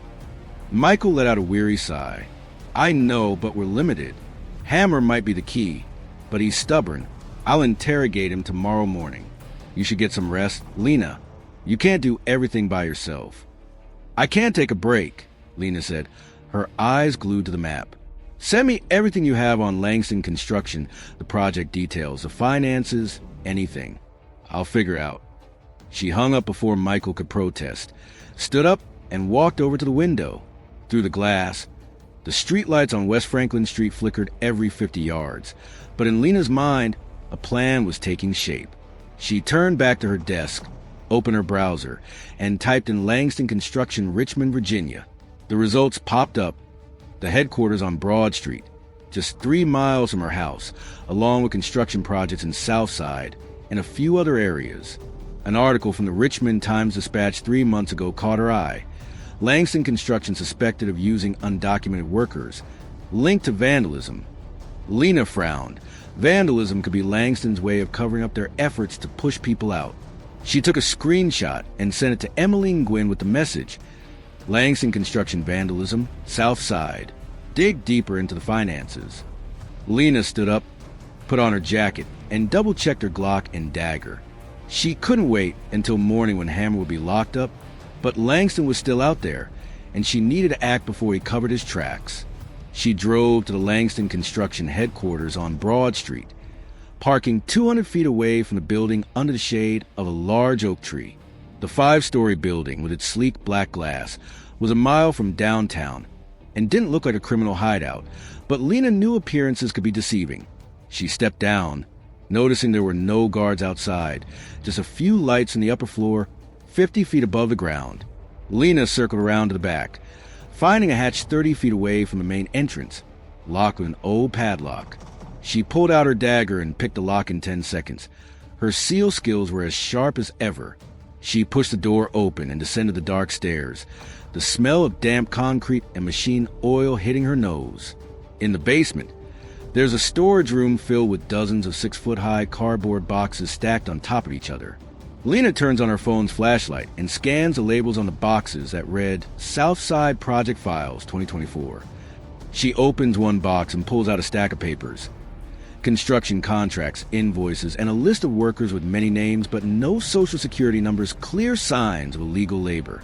Lena smirks. This could be a lead. She stuffed a few pieces of paper into her jacket, ready to leave, when footsteps echoed down the stairs. Just 20 feet away from her, Lena turned off the light and crouched behind a cardboard box, her heart racing but her breathing steady. A tall security guard, flashlight in hand, descended the stairs. "Is anyone there?" he shouted, the beam of light sweeping just 5 feet from her. Lena stayed perfectly still. She didn't want to hurt anyone, but she wouldn't let herself get caught. As the guy approached, Lena sprang into action, locking him in a chokehold from behind with a seal maneuver. He struggled, but within 10 seconds, he was out cold, collapsing to the floor 3 feet away. Lena exhaled, picked up the scattered papers, and dashed up the stairs, escaping just before anyone else showed up. She drove home, her heart pounding. She had a small piece of evidence, but it was enough to get started, and her journey for justice was just beginning. Lena Carter pushed open the door to her apartment on West Franklin Street at 4:15 a.m. on Wednesday. The soft yellow glow of the table lamp illuminated her face, now glistening with a thin layer of sweat after the break-in at Langston Construction's headquarters. The temperature outside had dropped to 36 degrees Fahrenheit, and the chill from Broad Street, 3 miles away, clung to her despite her black leather jacket. Lena placed a stack of papers she had taken from the storage vault on the dining table, next to her Glock and the note from Carytown. She exhaled, adrenaline still coursing through her veins, but her hands were steady as she opened the pile of documents. This was the first step in her quest for justice, and she couldn't let a mistake ruin everything. She sat down, turned on the coffee maker 10 feet away, the whirring sound breaking the silence. Lena flipped through each piece of paper. A construction contract for a new residential area in Southside, a payment invoice for some dubious security services, and a labor list with over 20 names lacking social security numbers, a clear sign of illegal labor. One handwritten note caught her eye. Send H 50K, finish the job at Maymont this week. Lena frowned. H could be Hammer, and the job at Maymont was definitely related to the attack on her. This was evidence linking Langston to Hammer, but it still wasn't enough to directly charge Victor Langston in court. She opened her laptop, snapped photos of the documents, and sent them to Emmeline Gwynn with a message. Langston Construction is employing illegal labor, paying H. Check where the 50K went. Lena took a sip of hot coffee, the bitter taste keeping her alert. She knew Emily would need time, but she couldn't wait. Every passing minute was an opportunity for Langston to cover his tracks. Lena typed Langston Construction Finances into the browser, and the results popped up. The company reported annual profits of $20 million, but a small article from the Richmond Free Press 4 months ago noted Langston is suspected of funneling money through a shell company in the Caymans. That money laundering could be how he's funding Hammer and the attacks. The phone buzzed, and the screen lit up with Emily's name. Lena picked up right away. "Emily, did you see the message yet?" "All right." Emily's voice rang out, urgent yet clear. "Lena, where did you get this stuff?" "Illegal labor and 50K for H. If H is Hammer, this is huge evidence. I'm checking Langston Construction's bank accounts through a source at the tax department. There are signs of money flowing out of the company through several offshore accounts and then disappearing. But I need time to trace it." "Move quickly," Lena said, her hand gripping the coffee cup tightly. "If Langston knows I'm still alive, he won't sit still. I need something specific to hand over to Torres, to corner him." "I know," Emily replied. "But listen, Langston Construction just landed a huge contract in Southside worth $15 million to build a commercial complex. The project kicks off next month, and I found an internal report. They're clearing the area before they start building. Does clearing sound familiar to you?" Lena nodded. even though Emily couldn't see her. Langston said, "Clean up Southside at Rusty Anchor. He's using Hammer to scare people off, driving them away. I've got the Southside contract in hand. I'll take a closer look." She hung up, flipped through the stack of papers, searching for the contract. A small line in the bottom corner read, "Additional costs, $100K for security and resident management." Lena tightened her grip. Resident management wasn't the language of a legitimate construction project. She stood up, walked a window, and looked out at West Franklin Street, now shrouded in darkness, with only the streetlight space 50 yards apart illuminating the night. Langston wasn't just a greedy businessman. He was a manipulator, using money and violence to control Richmond. Lena recalled her days in SEAL. Guys like Langston always had a weakness pride. He thought he was untouchable, but she was going to prove him wrong. Lena returned to the table, opened the Richmond map, and zoomed in on Southside. She marked Rusty Anchor and the nearby residential area, 2 miles from the Manchester Bridge, where Langston's project would kick off. If Hammer was a goon carrying out the cleanup, he had to have a stash spot, somewhere other than the James River or Rusty Anchor. Lena frowned, recalling Twitch's words in Carytown. He's got someone backing him. She needed to find Hammer's next hideout, the place where he got paid and armed by Langston. She put on her jacket, tucked her Glock and dagger into their usual spots, and stepped out the door at 5 a.m. Lena drove to the Richmond police station on Gray Street, just a mile from her home, where Hammer was being held. She parked 100 feet from the station, got out, and called Michael Torres. "Torres, I need to see Hammer. He knows what I need, and I'm going to make him talk." "Lena, it's not even dawn yet," Michael replied, his voice still heavy with sleep. "He's locked up, can't go anywhere. Let's wait until morning." "There's no time," Lena interrupted. "Langston is covering his tracks. I have the records from Langston Construction about the payment for a Hammer, the Southside project, but I need him to confirm it." Michael sighed. "All right, meet me at the station at 6 a.m., but you can't go into the interrogation room. I'll handle it." Lena agreed, but in her heart, she had other plans. She drove around the station, waiting for dawn, her mind racing with calculations. As the sun rose at 6:30 a.m., soft golden light streamed down Gray Street. Lena parked her car and walked into the precinct. Michael was waiting for her in the lobby, holding a cup of coffee, his eyes dark and tired. "You look like you just ran a marathon," he said, leading her down the hallway.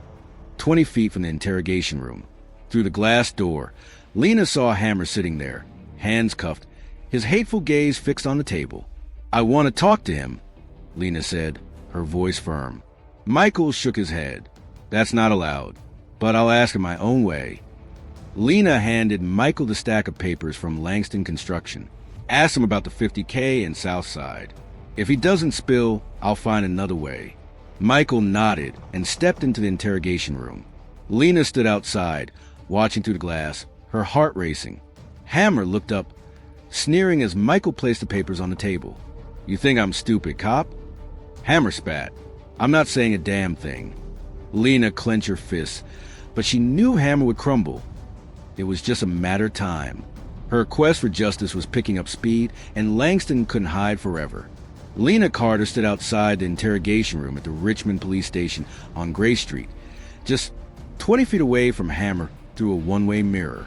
The wall clock read 6:45 a.m. on Wednesday, and the early morning sunlight streamed through the window, casting a glow on her face, which now bore the marks of tension after a sleepless night. The outdoor temperature had risen slightly to 40 degrees Fahrenheit, but in the chilly hallway of the station, Lena only felt the adrenaline coursing through her veins as Michael Torres placed a stack of papers from Langston Construction on the table in front of Hammer.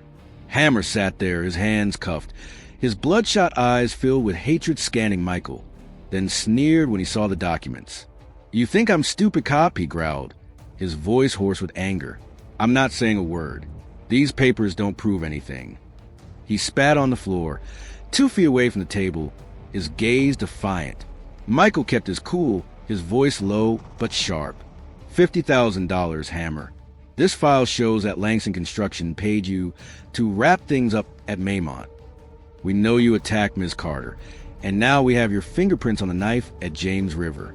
Do you want to sit in prison by yourself, or are you going to spill the beans on Langston to get a lighter sentence?" Hammer gritted his teeth, his hand clenched so tightly that his knuckles turned white. "You can't scare me," he growled. "Langston's got my back. He always does." But his gaze flickered for a moment, a tiny crack in his arrogant confidence. Lena clenched her fist against the glass, her heart racing. Hammer was stubborn, but he wasn't invincible. She could see the fear hidden behind that aggressive facade. She turned to the officer standing next to her and whispered, "Let me in. I can make him talk." The officer shook his head. "No, Miss Carter. Rules are rules." But Lena didn't wait. She knocked hard on the glass, catching Michael's attention. He turned around, frowned, and stepped out into the hallway after 10 seconds. "Lena, what the hell is going on?" Michael asked, his tone irritated. "I'm trying to work here."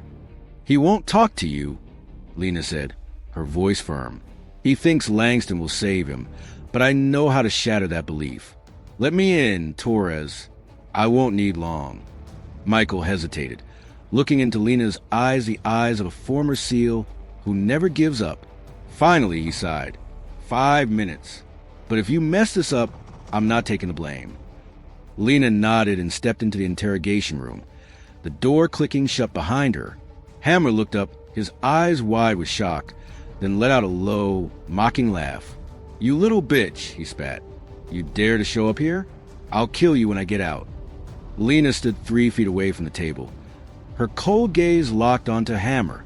"You can't get out of this, Hammer," she said, her voice low and sharp. "Langston isn't coming to save you. He left you behind at Rusty Anchor.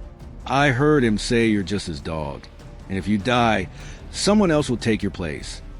Hammer curled his lip, but the smile didn't reach his eyes. "You're lying," he growled, though his voice wavered slightly. Lena stepped closer, now just 2 feet away, placing the note from Carytown on the table. "Hammer, 10 p.m., Rusty Anchor. Don't let her live," she read aloud, her tone steady. "This is Langston's order, but you failed, and he's not coming to save you. He's covering his tracks. Hammer, you're a burden to him now." Hammer looked at the piece of paper, his hands trembling slightly despite the cuffs. "You don't know anything," he muttered. But his confidence had evaporated. Lena leaned in, her voice dropping to a deadly whisper. "I know enough to see you being played. 50 grand, that's your price on Langston's head. He paid you to take me out, to clear the way for the Southside Project. But when the cops caught you, he vanished. You really think he'd risk his empire for you?" Hammer sat in silence, his gaze flickering between the piece of paper and Lena. She pressed on, her voice stronger. "Spill it, Hammer. Tell me how Langston operates, where the money goes, who you meet. If you don't, you'll rot in prison for life while Langston lives it up on his pile of cash. This is your last chance." The air in the room was thick, filled only with Hammer's labored breathing. After 30 seconds of silence, he looked up, his gaze darkening. "You want to know?" he growled. "All right then. Langston met me at the Rusty Anchor last week. He handed me cash, 50 grand, telling me to clean up Maymont. He said if I took care of you, there'd be another 100 grand in it for me. The money goes through a guy named Carl Dyson, the manager at Langston Construction."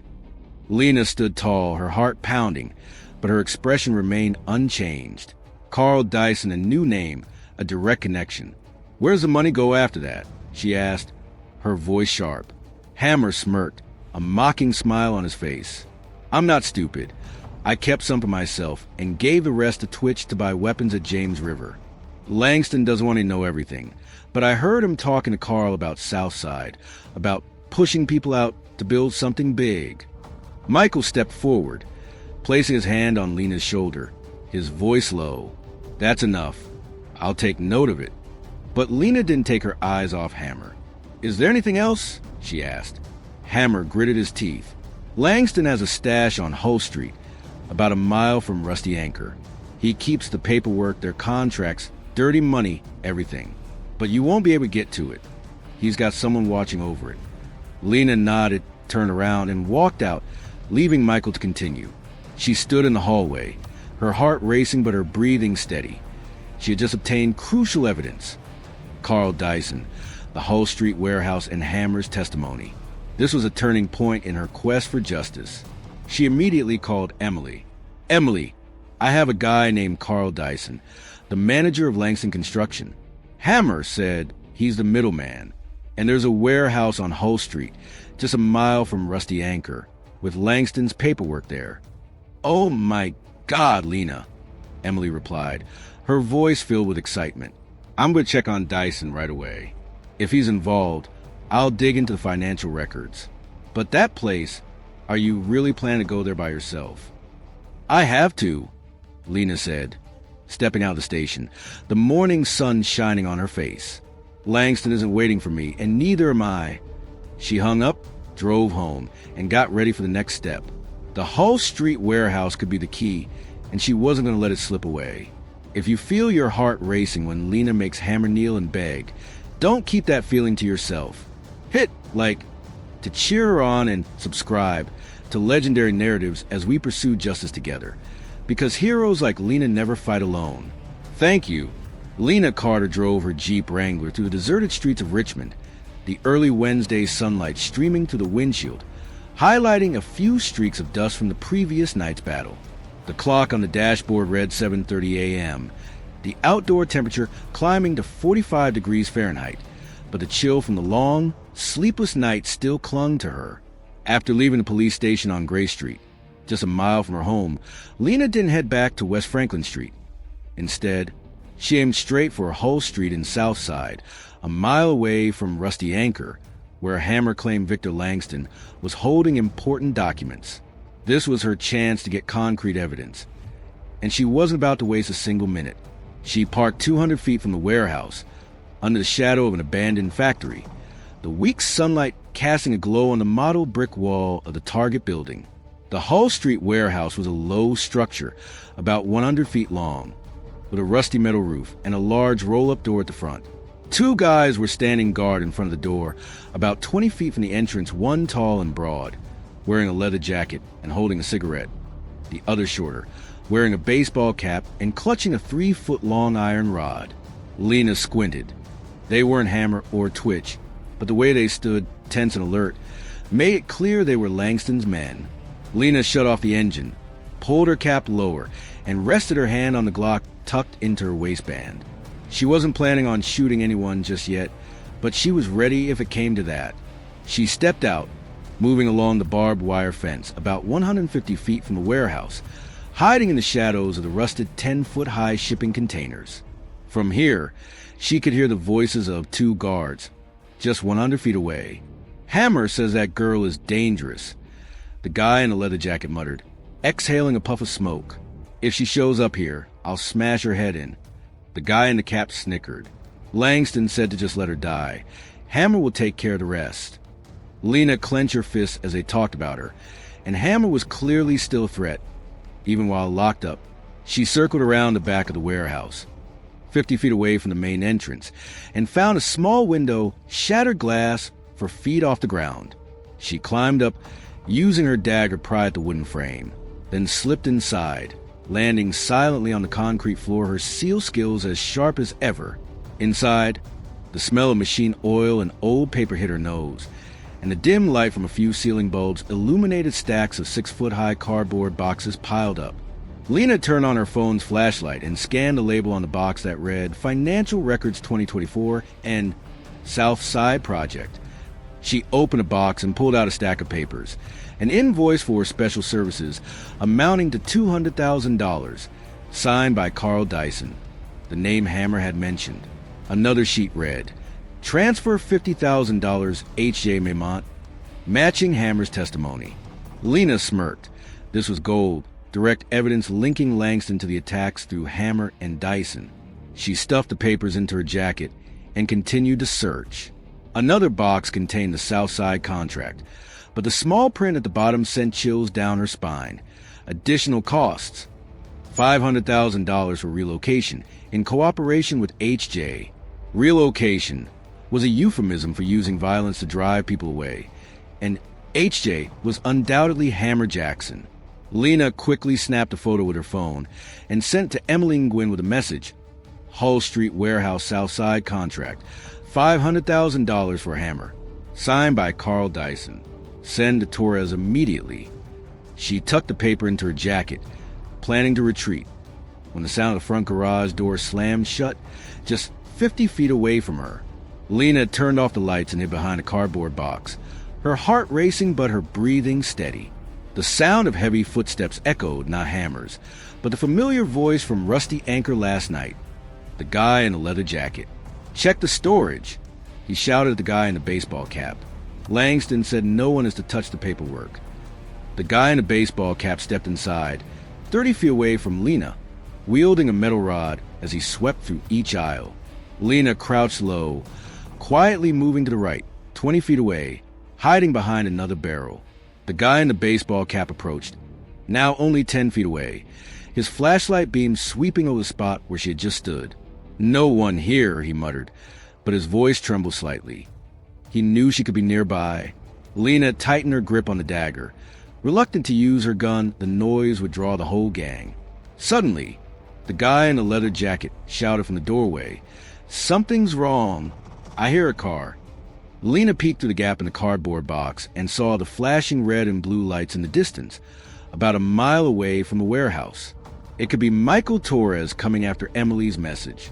The guy in the baseball cap panicked and rushed toward the door, just 15 feet away from her. Lena sprang into action, locking him in a rear naked choke from behind, tightening just enough to knock him out in 5 seconds. He collapsed to the floor, 3 feet away, with the iron pipe rolling away. The guy in the leather jacket turned around, saw his buddy down, and pulled out a 6-inch dagger, shouting, "You!" He charged at Lena, 20 feet away, with the knife aimed straight at her chest. Lena leaned to the side, dodging the stab, then kicked hard at the guy's hand, sending the knife flying and skidding across the floor about 5 feet away. She landed a solid punch to his jaw, and he stumbled back 4 feet, crashing into a cardboard box, which collapsed loudly on the floor with a deafening thud. The sound of the police siren was only 500 yards away, the headlights sweeping through the window. Lena grabbed the guy's knife, stuffed it into her jacket along with the papers, and bolted for the back window, climbing out before the guy in the leather jacket could even get up. She sprinted toward the Jeep, 200 feet away, starting the engine just as the police cars flooded into the area, only 100 feet from the warehouse. Lena sped off, her heart pounding. She couldn't afford to get caught, not now, especially with the direct evidence she had against Langston. She stopped the car 2 miles from the warehouse, under the Manchester Bridge, checking the contract papers, invoices, and Carl Dyson's signature. This was a big blow, but it wasn't enough to take down Langston completely. She needed Hammer's confirmation in court, and she needed Langston to be caught red-handed. Lena smirked, a cold smile on her face. Hammer thought he had escaped her at the Rusty Anchor, but through the Hull Street warehouse, she was getting closer to making him and Langston pay. Lena Carter drove her Jeep Wrangler down West Franklin Street, the midday Wednesday sun streaming through the windshield, highlighting a few smudges from the Hull Street warehouse on her black leather jacket.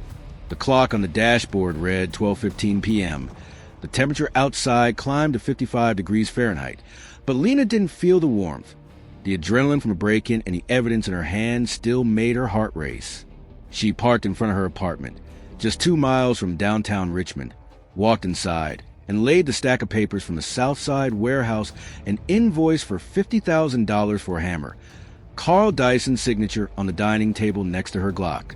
This was a big hit, but to take down Langston, she needed Hammer to spill everything before Michael Torres and the police. Lena sat down, opened her laptop, and sent a photo of the documents to Emily and Gwen with the message, "The Hull Street warehouse is direct evidence of Langston returning Hammer and Dyson. I need you to verify Carl Dyson right away." She took a sip of her cold coffee from the morning, the bitter taste helping to wake her up after nearly 24 hours without sleep.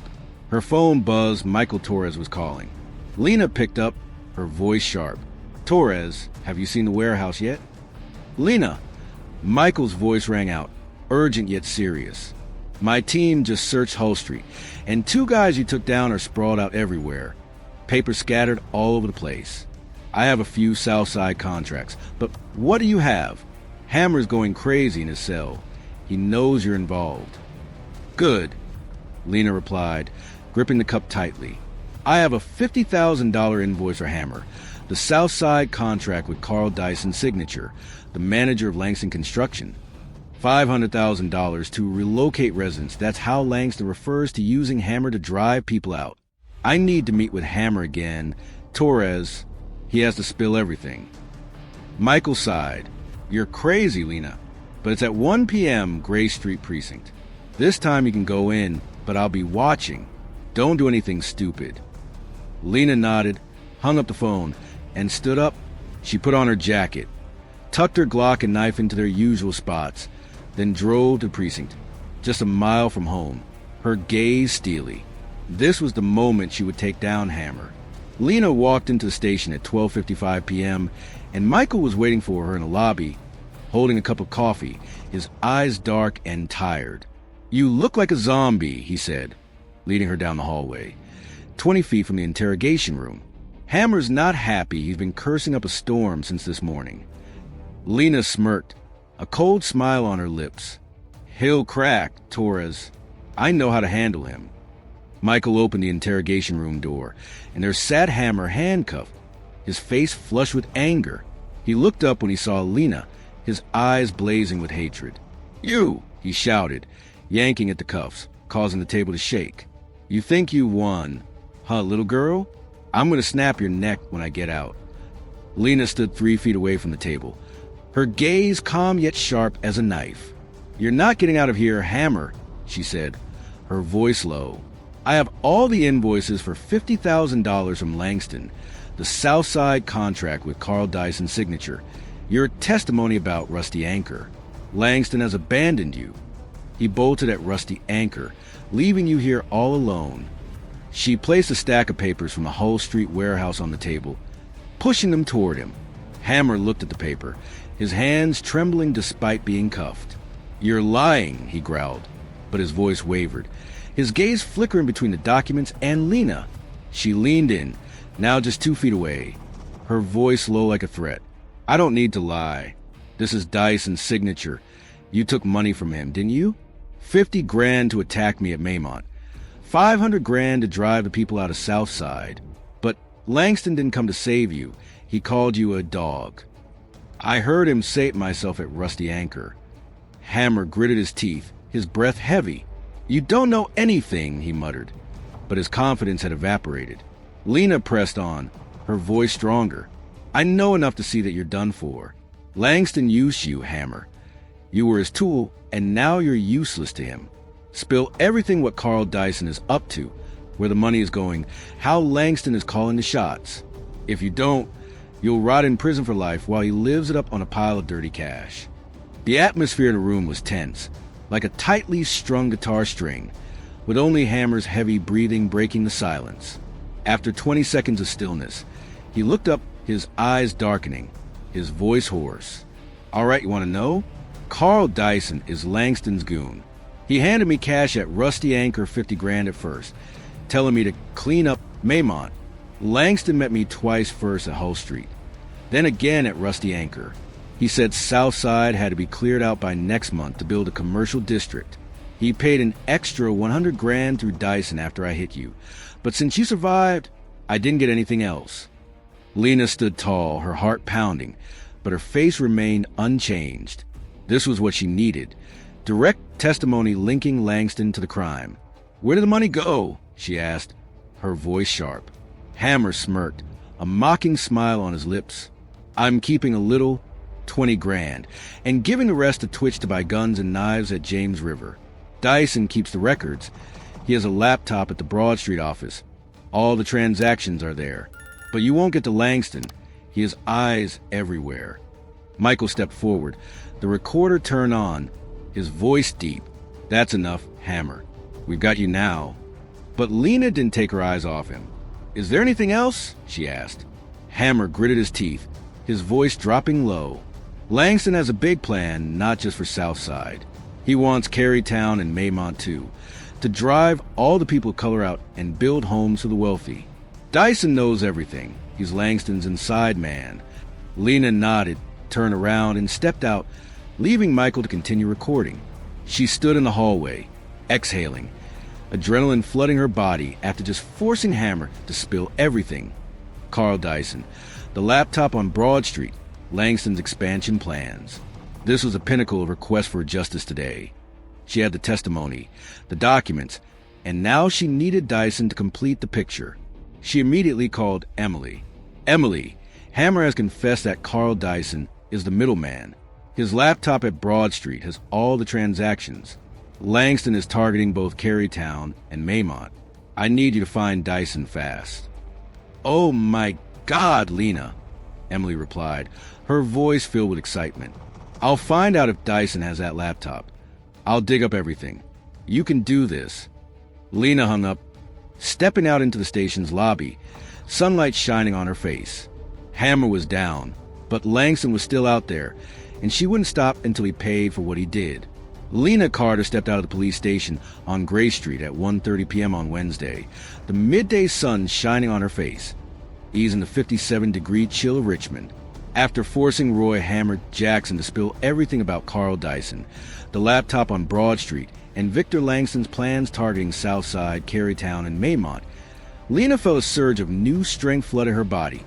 Even though she was exhausted after nearly 30 hours without sleep, she stood next to her Jeep Wrangler 100 feet from the station, took a deep breath, letting the fresh air wash away the tension from the interrogation room.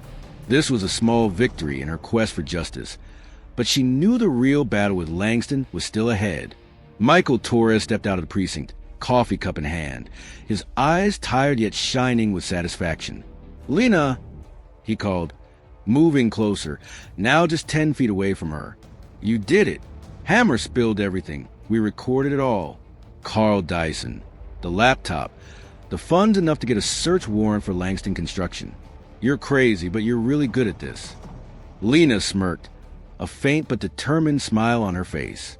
Hammer isn't the issue, Torres, she said, her voice low. Langston is the target. He's still out there, and he won't sit idly by knowing Hammer is down. You need to act fast to catch Dyson and grab that laptop before Langston wipes the evidence. Michael nodded, taking a sip of coffee. I've called an investigation team. The search warrant will be ready in 2 hours. We'll be heading to Broad Street this afternoon. But Lena, you should get some rest. You look like you're about to collapse. I'll take a break when Langston goes to jail, Lena replied, opening the Jeep door and getting in. Send me the info when you catch Dyson. I want to know everything on that laptop. Michael shook his head but didn't argue. He knew he couldn't stop her. Lena started the engine and drove down West Franklin Street, a mile away from the station. Her eyes focused on the road, but her mind still spinning with what Hammer had revealed, Langston's expansion plans and the fear he had instilled in all of Richmond. When she returned to the apartment at 2 p.m., Lena pushed the door open and stepped inside. The soft yellow light from the table lamp illuminated the dining table, where paperwork from a Hull Street warehouse lay next to a Glock. She sank into the sofa, closing her eyes for a moment to let her body relax, but not to sleep. Memories from her days as a SEAL flooded back. The long nights on the battlefield, when she and her teammates survived on sheer will and black coffee. Langston was no different from the enemy she had faced. The only difference was that he wore a suit instead of a military uniform, and his weapon was money instead of guns. The phone buzzed, and the screen lit up with Emily Nguyen's name. Lena picked up, her voice sharp despite her body screaming for rest. Emily, do you have any updates on Dyson? Lena, you won't believe this. Emily's voice rang out, a mix of excitement and tension. I found the file on Carl Dyson, 45, a senior manager at Langston Construction. He has an offshore account in the Caymans, receiving $1 million from the company over the last 6 months, right around the time of the attacks in Maymont and Carytown. I hacked into his old email and found a message from Langston telling Dyson to make sure Hammer finishes the job in Southside. This is direct evidence. Lena sat up straight, her heart racing. Awesome, Emily. Send it to Torres right away. He's requesting a search warrant for Broad Street. If Dyson is still there, his laptop will confirm everything. Sent, Emily replied. But Lena, Langston knows Hammer got arrested.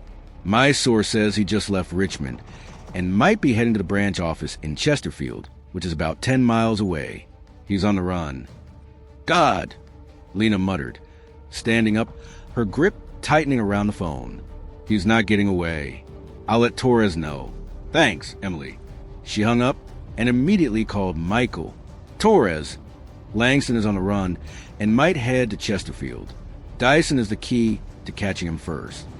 Got it, Michael replied, his voice urgent. My team is heading to Broad Street.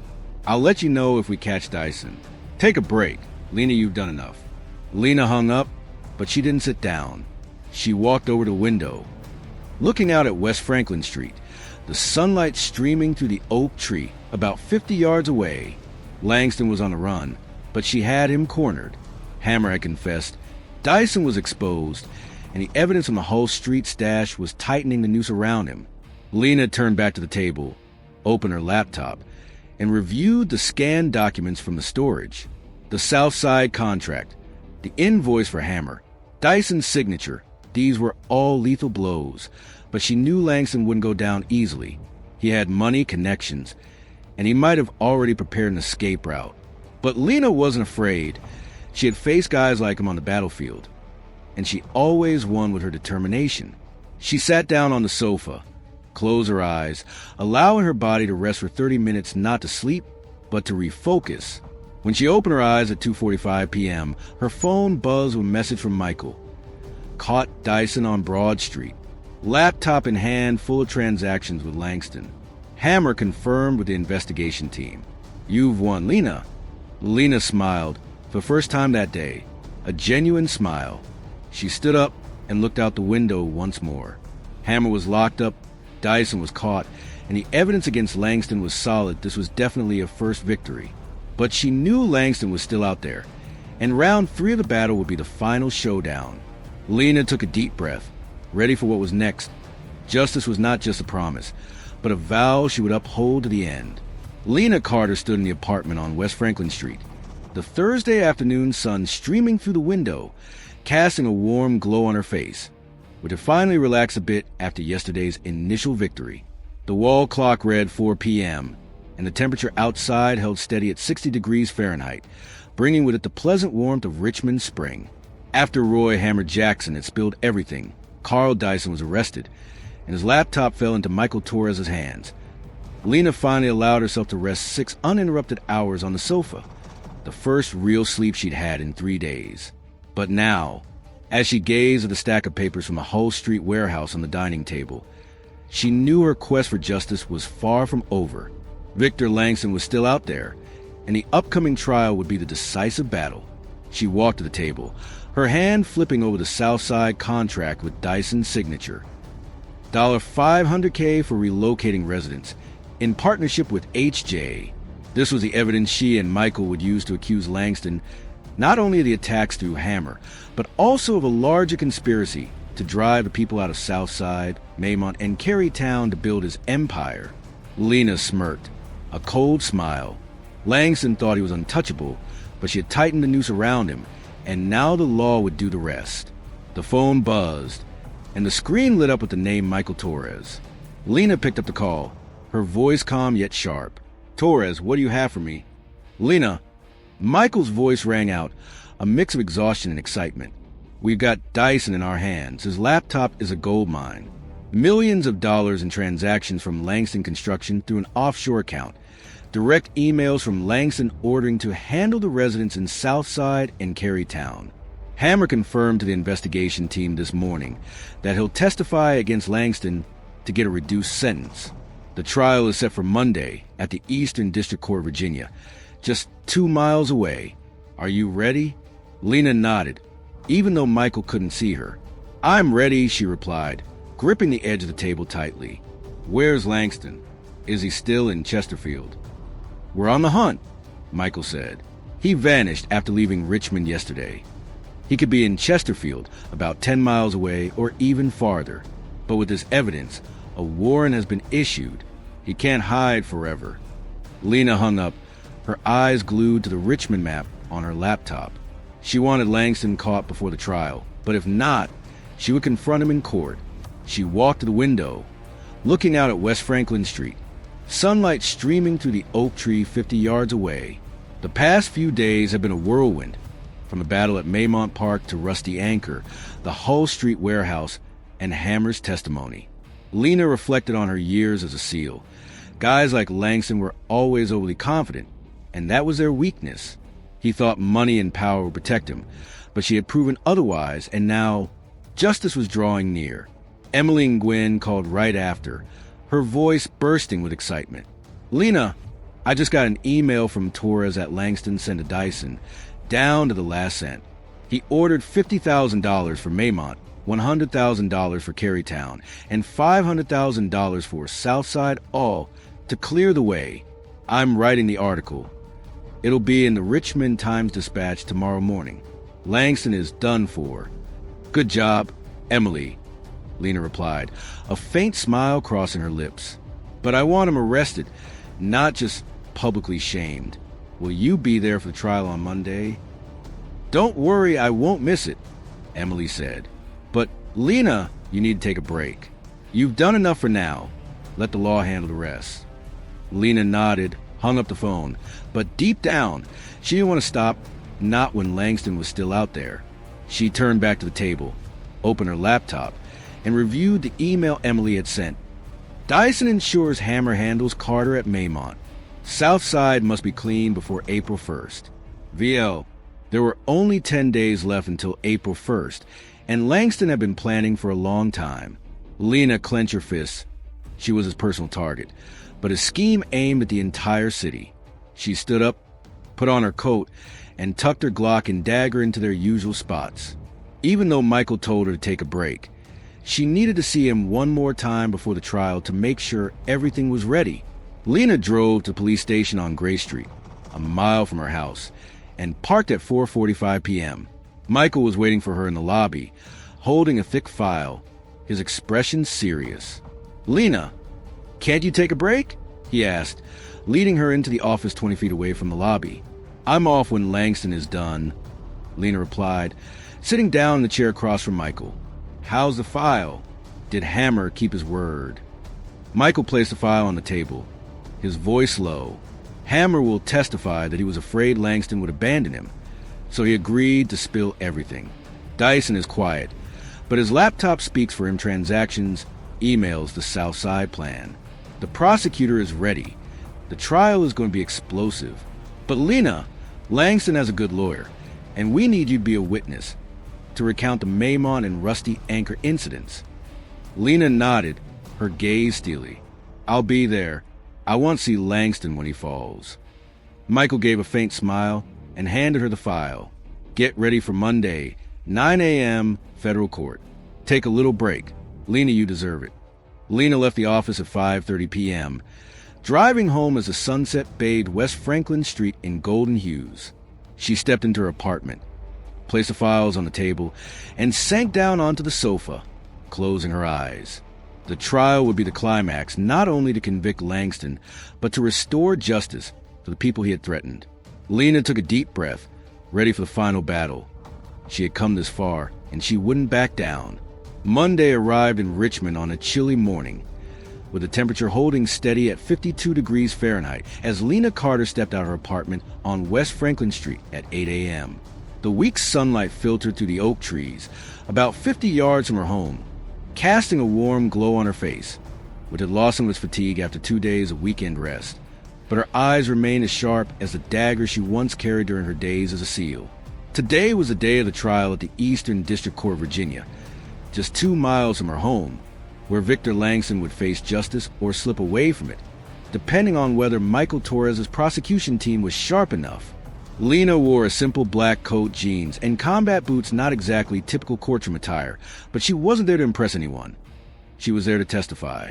She drove her Jeep Wrangler through the crowded streets, parking 200 feet from the courthouse at 8:40 a.m.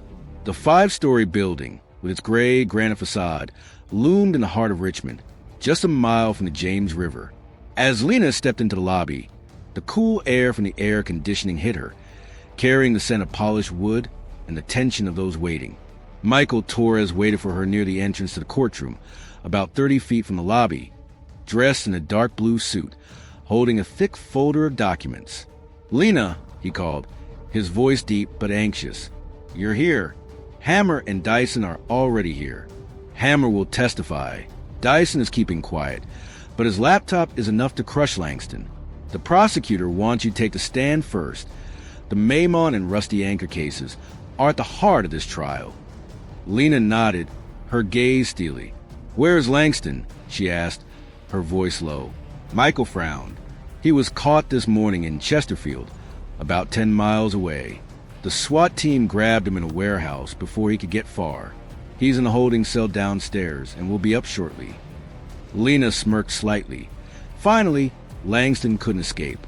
She walked into the courtroom at 8:55 a.m., the air thick with the murmurs of journalists, citizens, and a few lawyers, all crammed into seats 20 feet away from the witness stand. Emmeline Gwynn sat in the front row, 10 feet from Lena, clutching a notebook, her eyes lighting up when she spotted her friend. Lena nodded at Emily, then took her seat on the witness stand, just 5 feet from the judge's podium as the gavel struck at 9 a.m.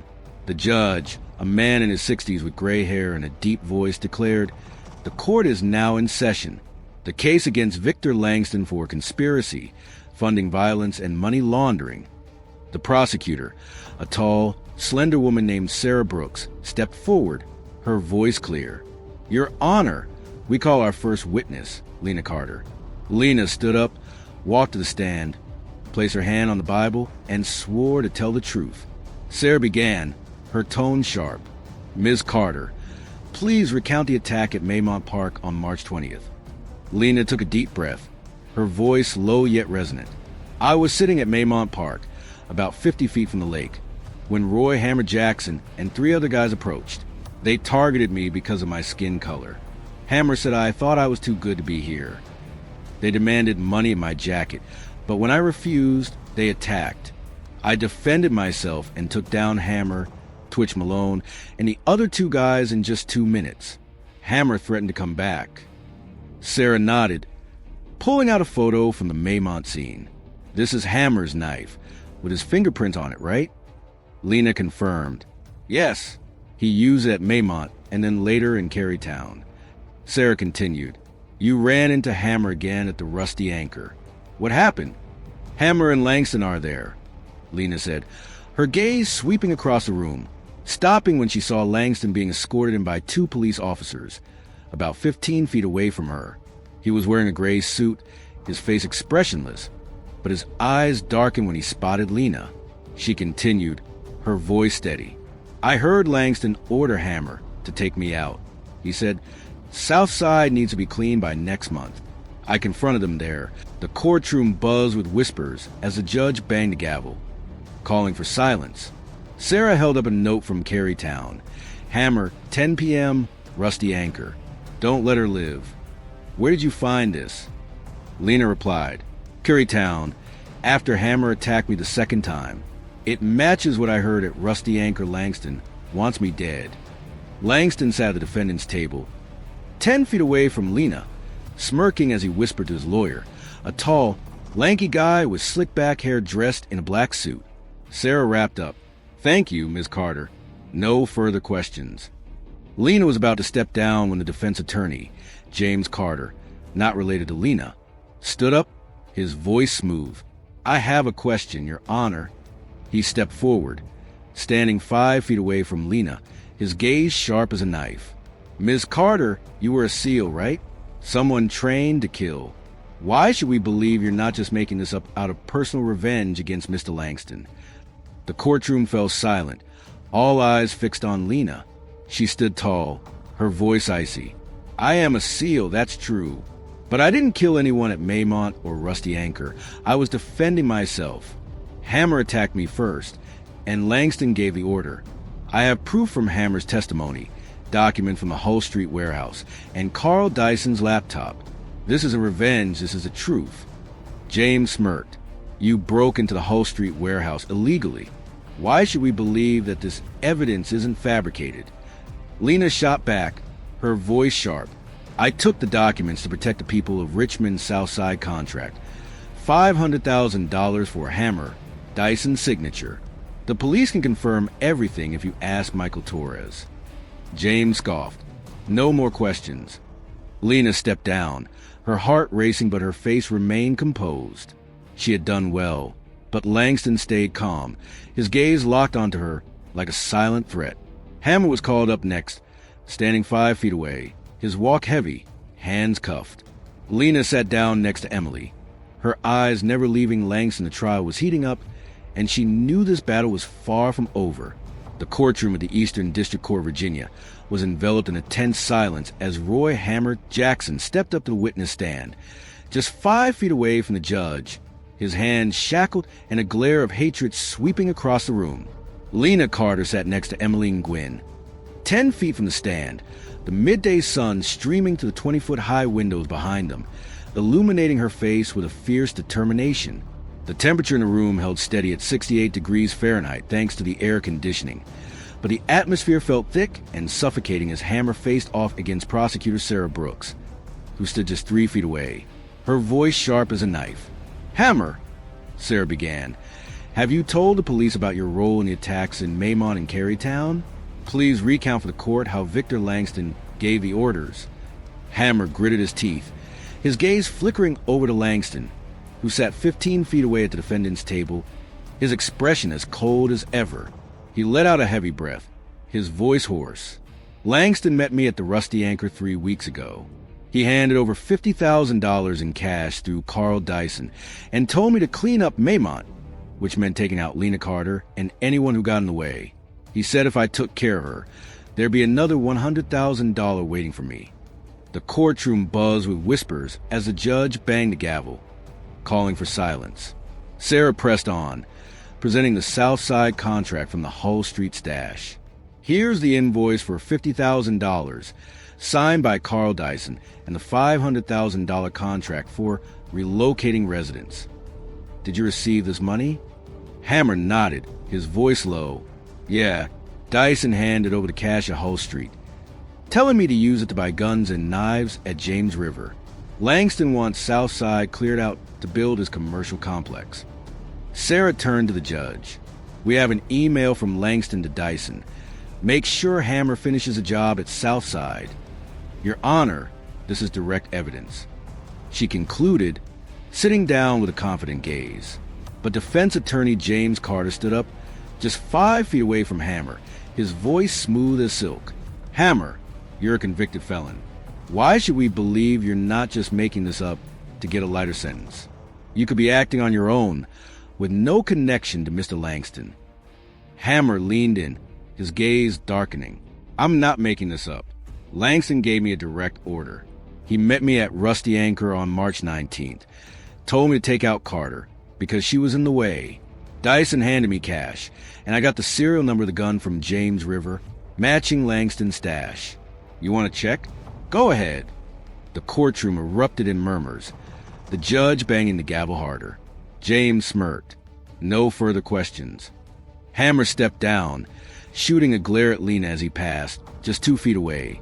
But she stood firm. She had broken him, and now he was a weapon against Langston. Sarah called Carl Dyson to the stand, 5 feet away from the judge. Dyson, tall and thin, wore a wrinkled shirt, his eyes darting around to avoid looking at Langston. Sarah immediately asked, "Mr. Dyson, your laptop contains emails from Langston. Can you explain that?" Dyson trembled, his voice barely above a whisper.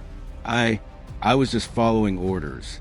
Langston told me to transfer money to Hammer $50,000 for Maymont, $500,000 for Southside. He said it was project expenses." James stood up, his voice dripping with disdain.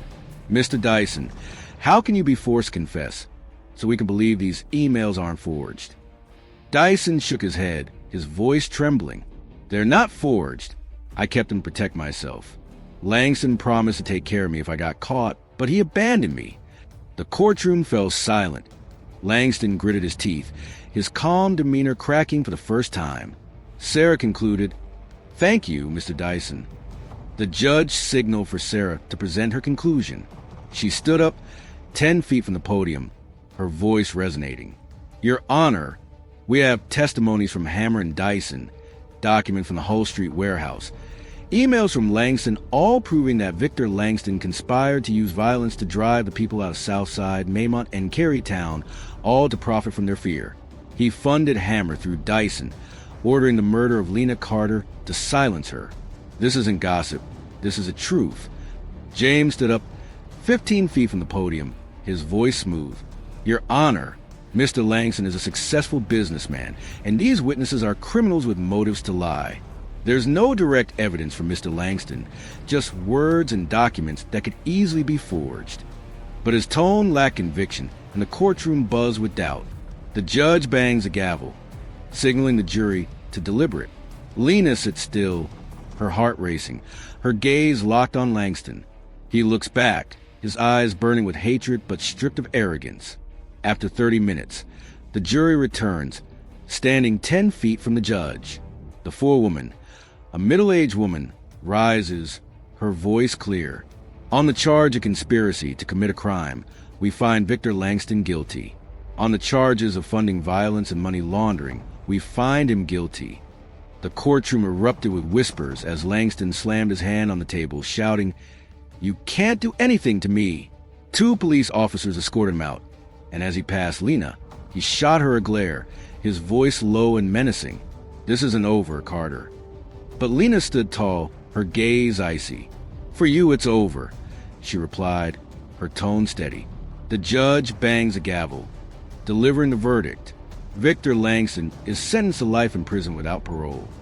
Lena exhales, a wave of relief washing over her.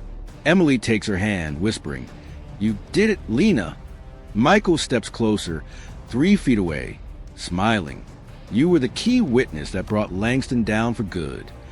Lena stepped out of the building at 1 p.m., the sunlight shining on her face, a cool breeze brushing past. She looked toward the James River, a mile away, feeling at peace. Langston had fallen, not just because of her, but for all the people he intended to threaten. The trial was a climax, and she had won, but she knew that justice is a never-ending journey, and she would always be ready. Lena Carter stepped out of the Eastern District Court of Virginia at 1:15 p.m. on Monday, the warm sunlight of Richmond shining on her face, melting away the lingering chill of 62 degrees Fahrenheit from the morning. The spring breeze danced through her short hair, carrying the scent of wildflowers from the park a mile away along the James River. She stood on the granite steps, 20 feet from the courthouse door, gazing at the crowd below, reporters swarming around, cameras flashing nonstop, and a few Richmond locals applauding as she appeared. The trial had just concluded with a life sentence for Victor Langston, and even though her legs ached from the long days of fighting, her heart felt as light as if she had just shed a massive burden. She took a deep breath, letting the fresh air fill her lungs, the feeling of victory slowly replacing the adrenaline from the courtroom. Lena had done a Hammer was locked up, Dyson was arrested, and Langston, the mastermind, was no longer a threat. But more than just taking down a villain, she had brought justice to the people of Southside, Maymont, and Carytown, those who had nearly lost their homes and lives because of Langston's ambition. This wasn't just her story. It was a story of the entire city. Emily and Gwen burst through the crowd, about 10 feet away from Lena, her eyes shining bright, a notebook clutched in her hand. "Lena!" she shouted, rushing to hug her friend. "You did it. Langston is done for. My article made the front page this morning. Everyone in Richmond is talking about you."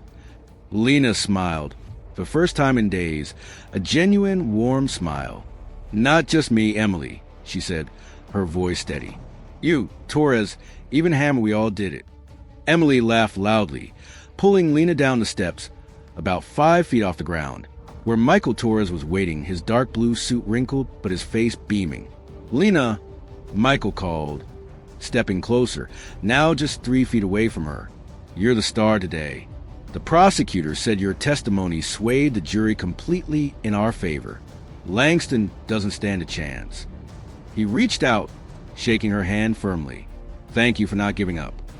Lena nodded, gripping Michael's hand tightly. "Thank you, Torres, for believing in me. But this isn't over. There are still people like Langston out there." Michael nodded, his expression serious. "I know, but today you changed Richmond." She turned back, looking at the courthouse one last time, 50 feet away, where Langston was being escorted out, his gaze still haunting her with his final threat. This isn't over, Carter. But Lena wasn't afraid he had lost, and even if others rose up, she would be ready.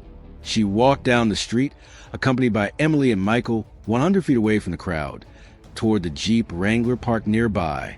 But before getting in the car, a group of about 10 people, a mix of young and old, approached her. 20 feet away, their eyes filled with gratitude, an elderly woman not even 5 feet tall stepped forward, holding a small bouquet of wildflowers. "Ms. Carter," she said, her voice trembling, "I'm from South Side, and we heard about Langston, about how you stood up to keep us from being driven out. Thank you, you're our hero." Lena bent down to accept the bouquet, her hands shaking slightly with emotion. "I'm not a hero, ma'am," she replied softly. "I just did what was right. Everyone deserves a home, a life." The old woman smiled, tears streaming down her face, then hugged Lena, her small arms warm and comforting. The crowd erupted in applause, with a few people shouting, "Thank you, Lena." Lena stood tall, her gaze sweeping over them, her heart swelling. This was a reason she fought, not for fame, but for these people. Emily whispered beside her, just 2 feet away, "See?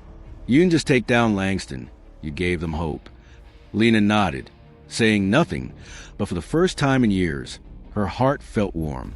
She realized she was not just a former SEAL. She was part of something bigger.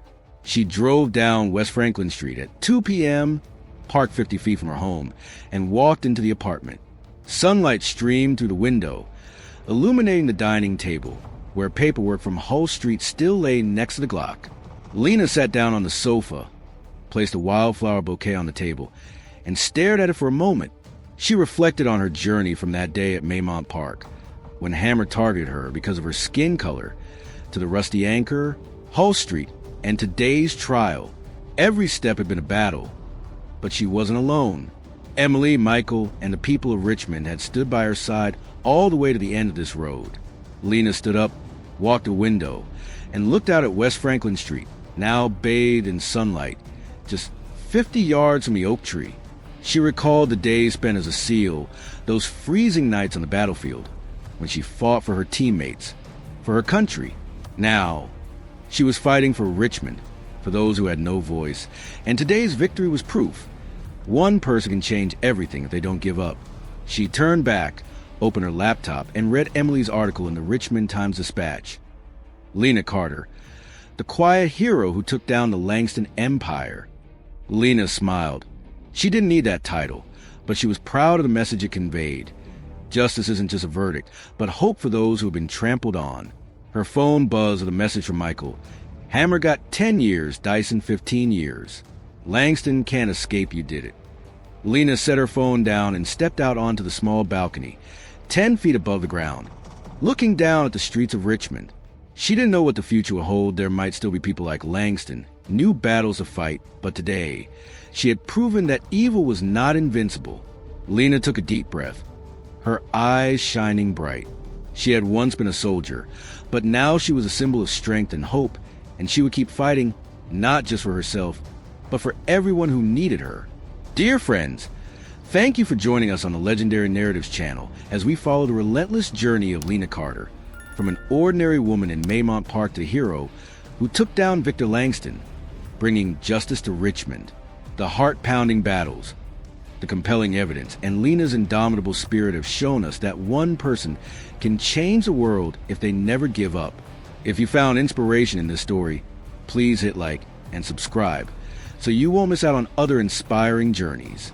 We truly appreciate every second you spend with us on Legendary Narratives, as you are the motivation behind our storytelling. See you in the next video. Stay tough, stay proud, and see you soon